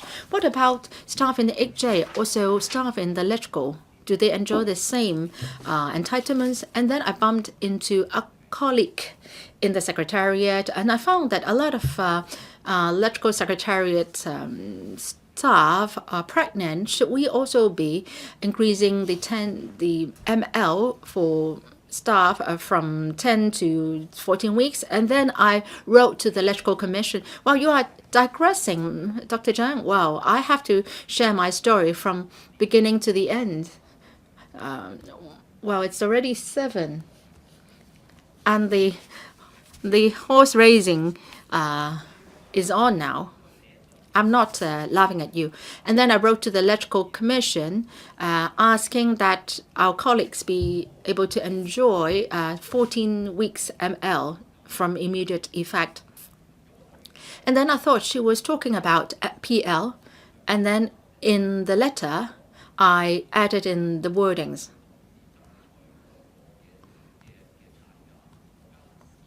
I added in the words PL. And that is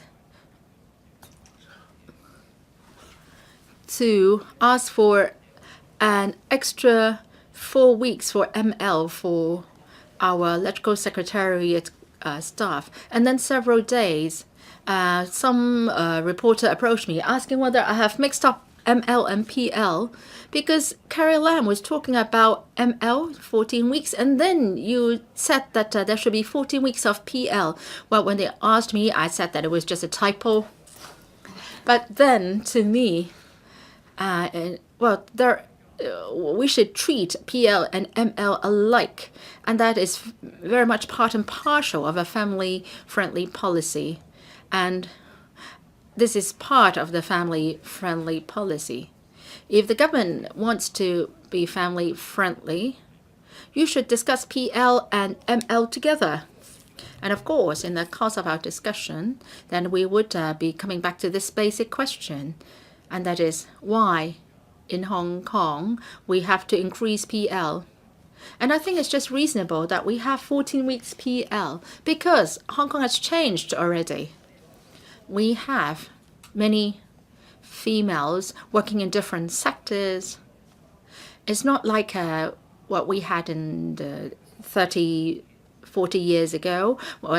After a mother has given birth to a child, she can stay home and take care of the child, and the male works. No, in our generation, well, both of the parents work and they say make $20,000, $30,000. So that's how the family is like. Should I give birth then? Now, if we have a child and my wife wouldn't be able to work. Now, if in the fortunate case where the grandparents are still alive, then they can help take care of the children. But then very often disputes arise, and then you don't like the mom-in-law and you don't like your because they teach you how to take care of your child, etc. So now the economic structure has changed in Hong Kong, and many females have joined the labor market and they work. And then you tell them, now you go to work, you give birth to a child, and what about your husband? Your husband gets only 3 days leave. Well, according to my personal experience, while my daughter was born last year, I came back from the hospital, and that was when my child was brought back to home. That was the day when Carrie Lam came for the first Q&A session in Electrical. I didn't get any sleep. I didn't do anything, and I daydreamed. Well, that's all right. Well, if an electrical member daydreamed all the time, he doesn't get to return to the electrical in the next term. But then for the average worker, they've got only 3 days and they're asked to work. So what will happen? Well, what is the difference between 5 days and 7 days? And then what I will do is I would save up my annual leave up to 30 days, and then I'll try to lump everything together so that I can take a longer leave. And then you say these 2 extra days cost you a lot and is objected by a lot of businessmen. Well, ask yourself, if you are managing a company, so say if a male employee takes annual leave and then the work that he's not finished before the leave, he will have to finish it after he comes back. And no, he just gets the work done after he comes back. It will not have any impact on the employer. If it does impact on the employer, he will already have been fired. So I think it all boils down about exploitation of employees. You are taking advantage of the father, and you are undermining their rights to raise the next generation. You are also exploiting the family. You are also exploiting the Hong Kong people. Should we be allowing more people to come to Hong Kong, to allowing more mainland people to come to Hong Kong, or should we be raising our own children so that we can preserve our community? Well, you might as well not give us any PL. Now, the outcome is that you will be importing people from mainland, and at the same time, you will be stopping people from giving birth to children. And as a result, the Hong Kong population will get smaller and smaller. That's a political angle, but I don't think we should be too politicized here. And if we talk about increasing PL from 3 to 5 days, well, the examples that I cited should be able to convince you. What should we be discussing? How much are we talking about in terms of the cost? How much more administrative procedures that we would that have to be involved? Very little. Now, some people, those from the yellow ribbon camp, were saying that as electrical member, they should be entitled to their basic rights. And Ms. Eunice Yong, if you ask that when you are on maternity leave and you can't come back to vote and you can vote at home, I would agree to that. Well, this is very much the right of a legislator.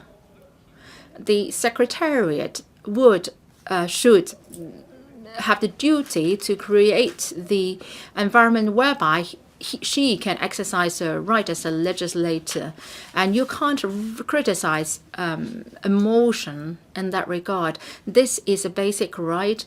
Everyone in Hong Kong should enjoy that right, should be treated equal, and it's the government's responsibility to make that happen. Mr. Ao Lok Kim. Well, I don't know. I will be the last one to speak today. Here we are talking about the Employment Amendment Bill 2018. Simply put, the government proposes to increase the PL entitlement from 3 days to 5 days.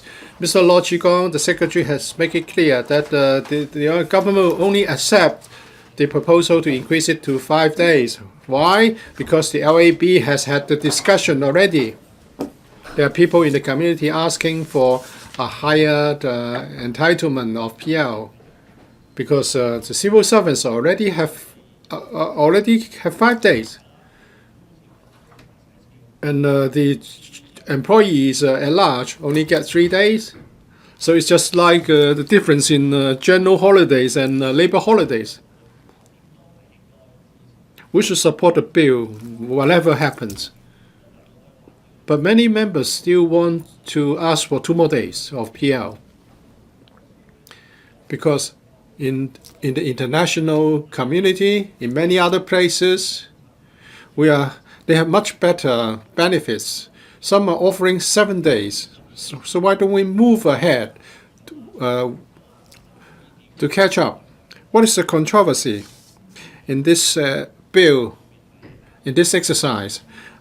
We have 5 members who would like to propose 7 days. We have some people adopting a middle of the ground approach. For example, increasing it to 5 days first, and then after a year, a further increase to be introduced to 7 days. So it's a gradual approach. I want to appeal to all members, whether you consider yourself a pro-establishment camp member or other members, please don't just stick to the agreement reached by the LAB.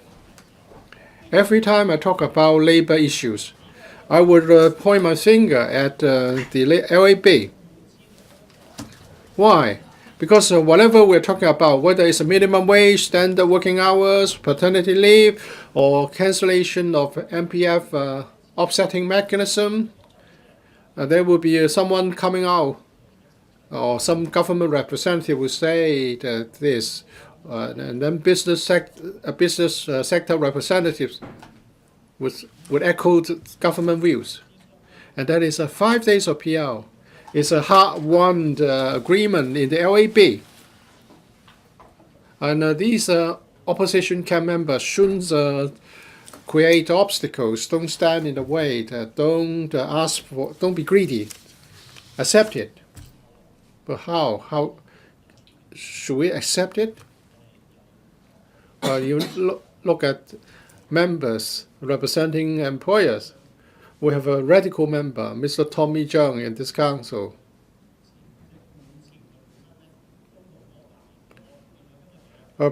I think he should speak as a radical member. He said openly that we shouldn't even offer 1 day of PL. Well, this is the trend worldwide, or in relation to PL, in relation to PL entitlement, and you are saying that not even 1 day of PL should be allowed. So aren't you hindering progress? The pandemics have been accused of hindering progress or development, but no one has accused Mr. Chung of this. And Mr. Michael Tin immediately retorted him, well, you enjoy a few more days of just a few days of PL in your entire life. Well, I think we all want to seek consensus and setting aside minor differences. But we should not just take the position of the LAB, because in the LAB, both the labor representatives and the business representatives are not representative of their respective sectors. We have directly elected members. Some are employers, some are employees, but you want us to just follow the agreement of a body whose members are not even getting a vote.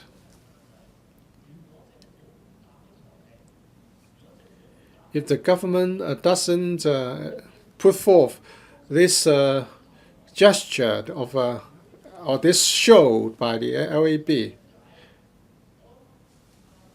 then there's no way for the business sector to come up with some justifications for their position.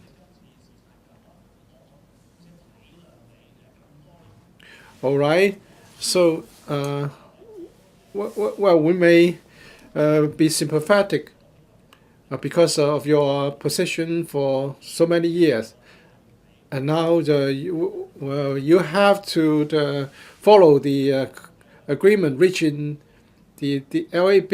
Your position determines your stance, and I understand I'm sympathetic with the members representing FTU. They want to respect the consensus reached by the LAB, although they want more. But you should not put up a show to tie in with government position. You should come out and fight to get more. We should not allow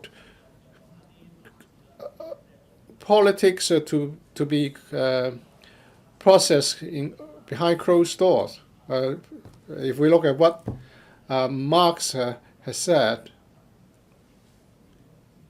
and his comments on capitalism, and he said to fight for better labor rights and benefits, it would have to be achieved through unions and struggle of workers, and not through the politics behind closed doors. Marx said that individual workers are weak in bargaining power because the employer can always choose one employee over another. So you have to be united so that you can really have some negotiation with the employers. And I believe Mr. Luk Chung-hong in a moment would say something in response. But I would say that LAB is not the right channel for your cause. Why is it that we should offer a higher PL entitlement? This is not just a labor policy. It's a family-friendly policy. Although I don't have any child, but I can understand what the situation is for a prospective for father to be. They need a father needs time to accompany the mother to be. If the mother has to be alone in the hospital, what can the father do? Should the parents-in-law be asked to offer the help? Well, there's a reason why the father needs to take leave. We no longer live in a community where fathers work and mothers don't.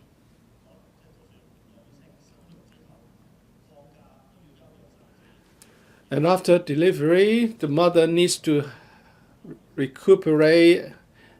And before and after the baby is born, the father has to shoulder some responsibility. And for Chinese community, the mother will have to take a postnatal rest for a month or so. So you give the father 5 days of PL. It's just only reasonable. If we look at the information gathered by our secretariat, our research staff have conducted a study. Singapore offers 14 days of PL, and South Korea and Taiwan offers 5 days. But they offer something else. They offer 1 year of paternal leave, paid paternal leave. But we don't have this. Mr. Law, we don't have this. If you want to learn from them, copy this. And our maternity leave entitlement is also not good. And on average, every family has 1.2 children. And some people are concerned that the employee would be dismissed if they have too many children.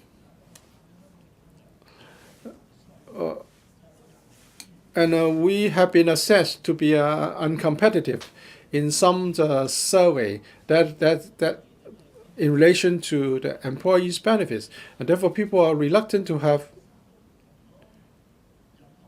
children, and we have an aging population. And if we want to do something about improving the fertility rate, but you can't say that I want this, but on the other hand, I don't want to improve my the provision for labor rights. Then you are not being consistent.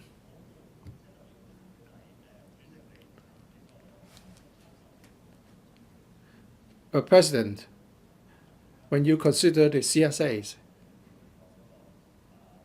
for example, the annual review of PL, the proposal in the CSA that Mr. Ho Kai-ming wants to move.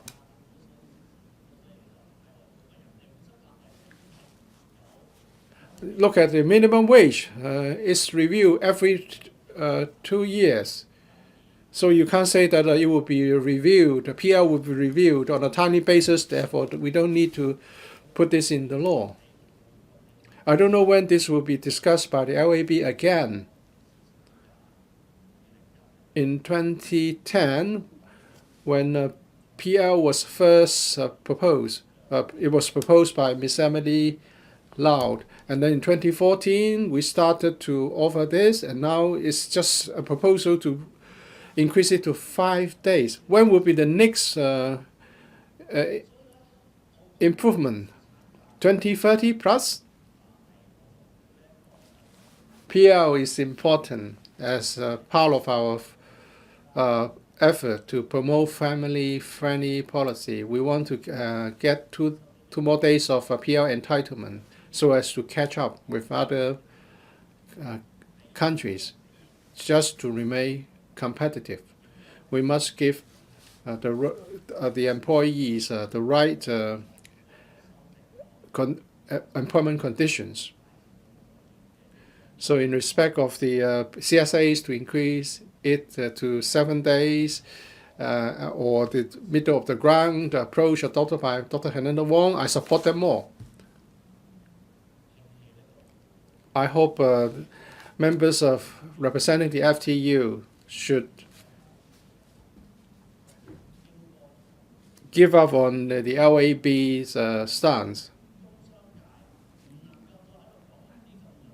so that the business sector cannot continue to be so mean.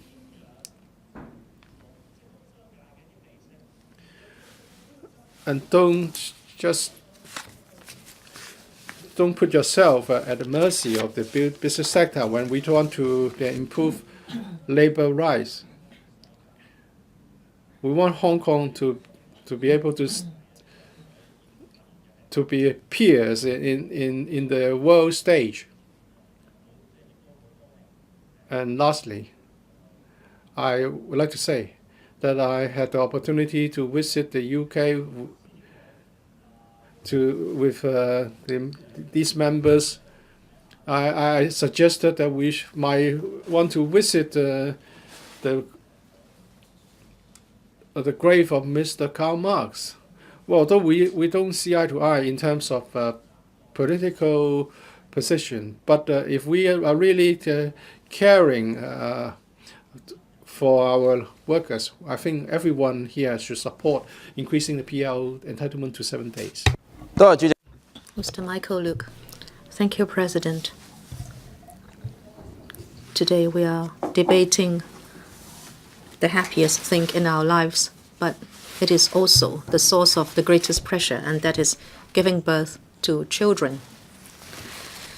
It is a complex matter, but in society we have a consensus that we need PL. Because, Mr. Onahim, please do not go away. I'd like to have an exchange with you. Don't be in such a hurry. Fathers should share the responsibility and work of mothers, and it is a sharing of love in the whole family. Well, it is a time of huge happiness, but also a lot of difficulties. So we must have PL. Is 5 days good enough? No, it's not good enough. But should we pocket it? Yes, we should. Why? Speaking members have all supported PL. Whether or not you like to propose any amendment, I have not even heard from anyone from the business sector that there should not be PL. Well, Mr. Tommy Zhang said so callously, but he is not in the chamber. I'd like to talk about 2 things about Hong Kong. The birth rate is the lowest in the world. If this continues, there will not be any more Hong Kong people, and I'm not scaremongering.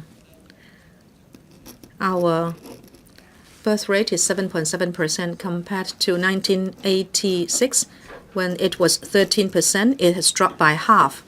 And in 2003, it was 7%, the lowest point, where at that time we had SARS and the economy was very bad. And in December last year, the CIA analyzed the world birth rate trend.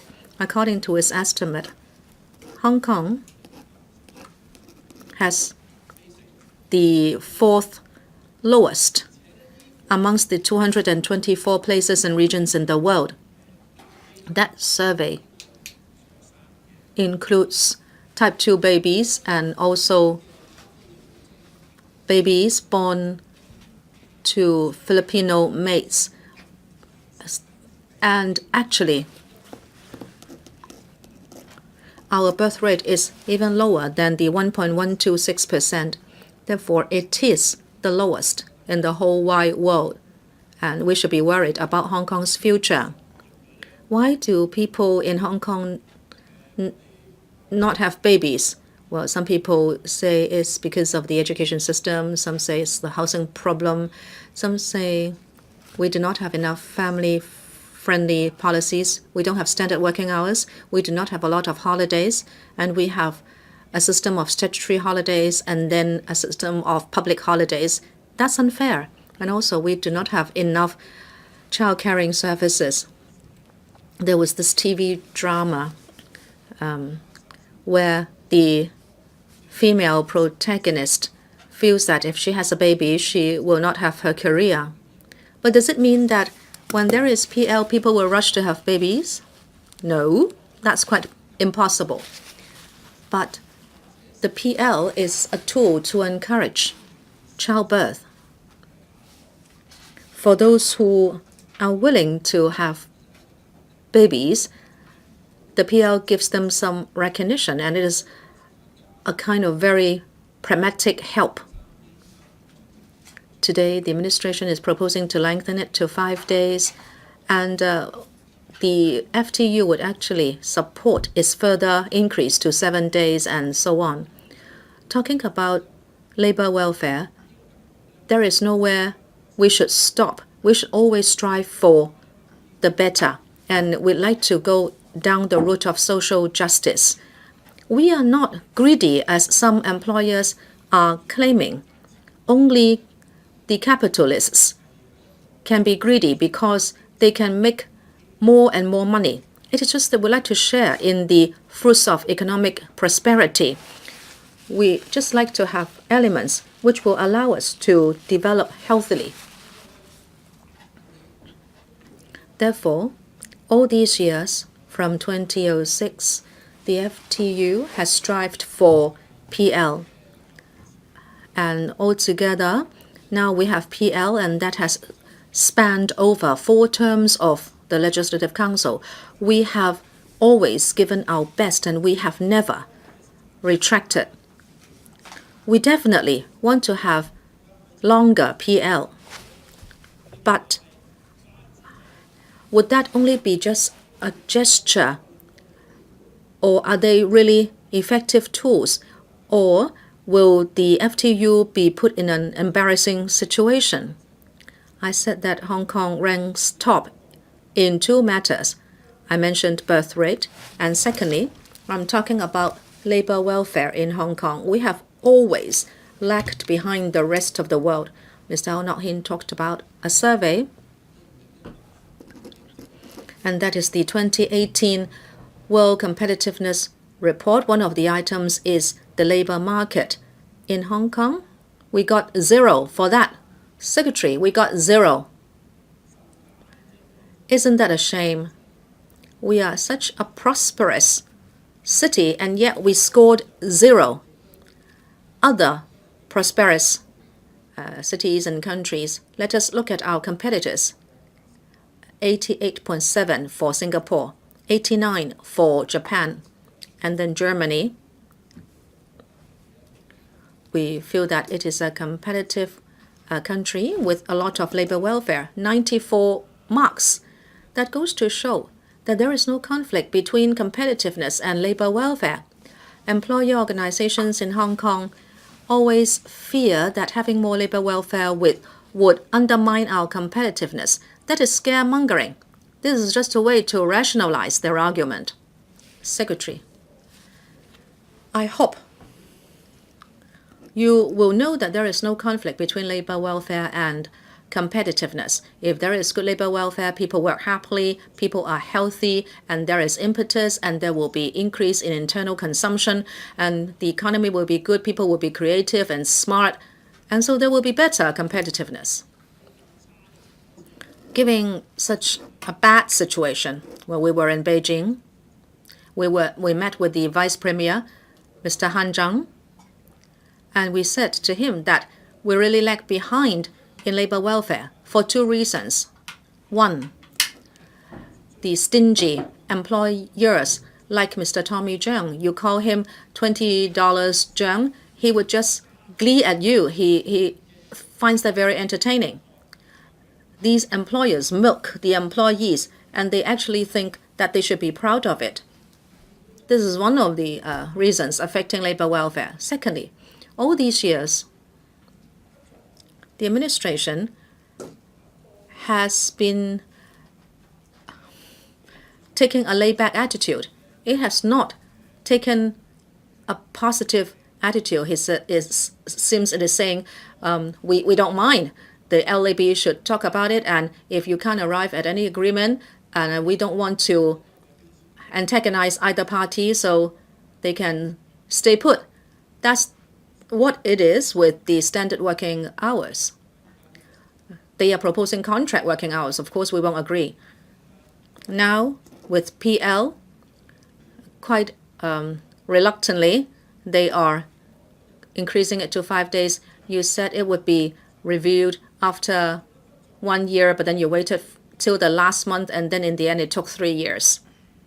And the administration's attitude is a kind of encouragement for the employers. Unscrupulous employers would think that the administration is not pressurizing them, so why hurry?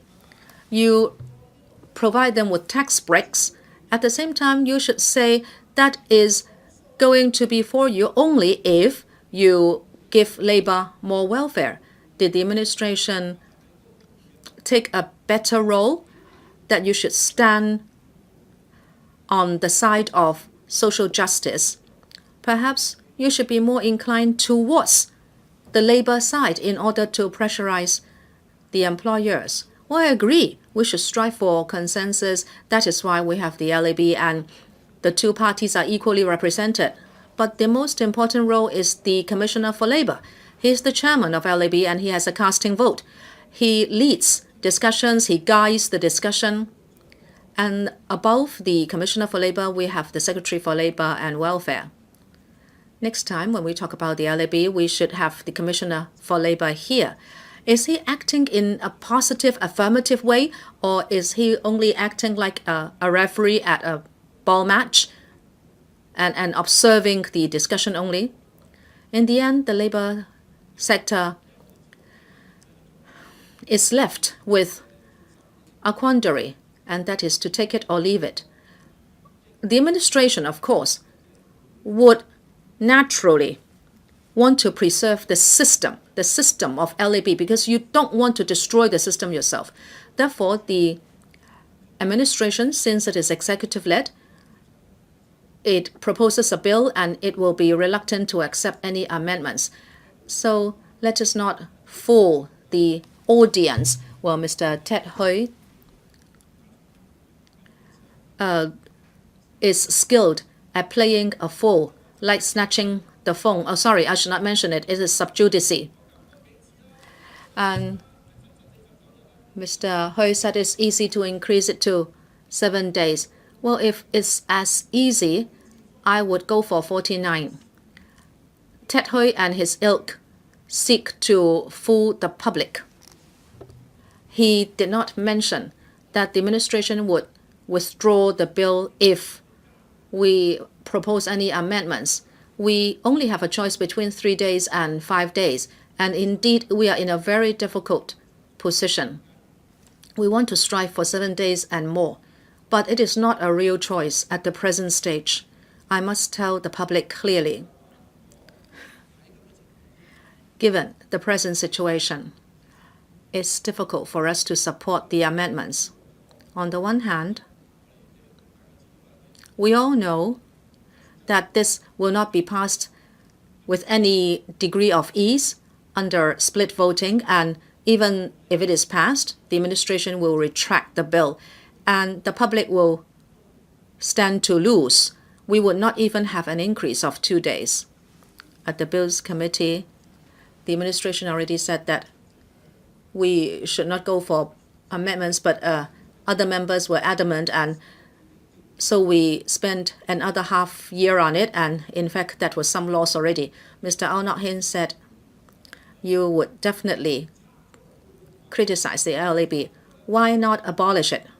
If we dislike it so much, why not abolish it? If that's the case, I think Tommy Cheung would be the one who is happiest, because then he doesn't have to face any frontline representatives of the labor side, and there will not be any platform for the administration to roll out anything, and people will just argue through the media, and we won't even achieve any progress that we can achieve now. So given the present political system, the LAB is useful in fighting for labor benefits. I believe it cannot be replaced. This kind of collective consultation is important. And the premise for doing so is that after consultation, the result will be supported by the Legislative Council. I believe the business sector here will not vote against the bill today. If we abolish the LAB now, or suppress its status, or if we let go the collective consultation process, we are doing ourselves a great disservice. So please think about it. Mr. Aunok Hin said that he was in Britain and he would have wanted to go to the graveyard of Mr. Karl Marx. I hope that, given that we have the same ideal, it's important to unite all workers. Karl Marx said that we should allow labor to wake up, that unionists should organize workers. We have very powerful unions, whether we are in a certain camp or not. We here in council, in the streets, we can then pressurize the administration and the employers to improve labor welfare. It is not just like pressing a button here. Don't just try to win the battle and lose the war. Thank you. I'll suspend the meeting until 9 a.m. tomorrow.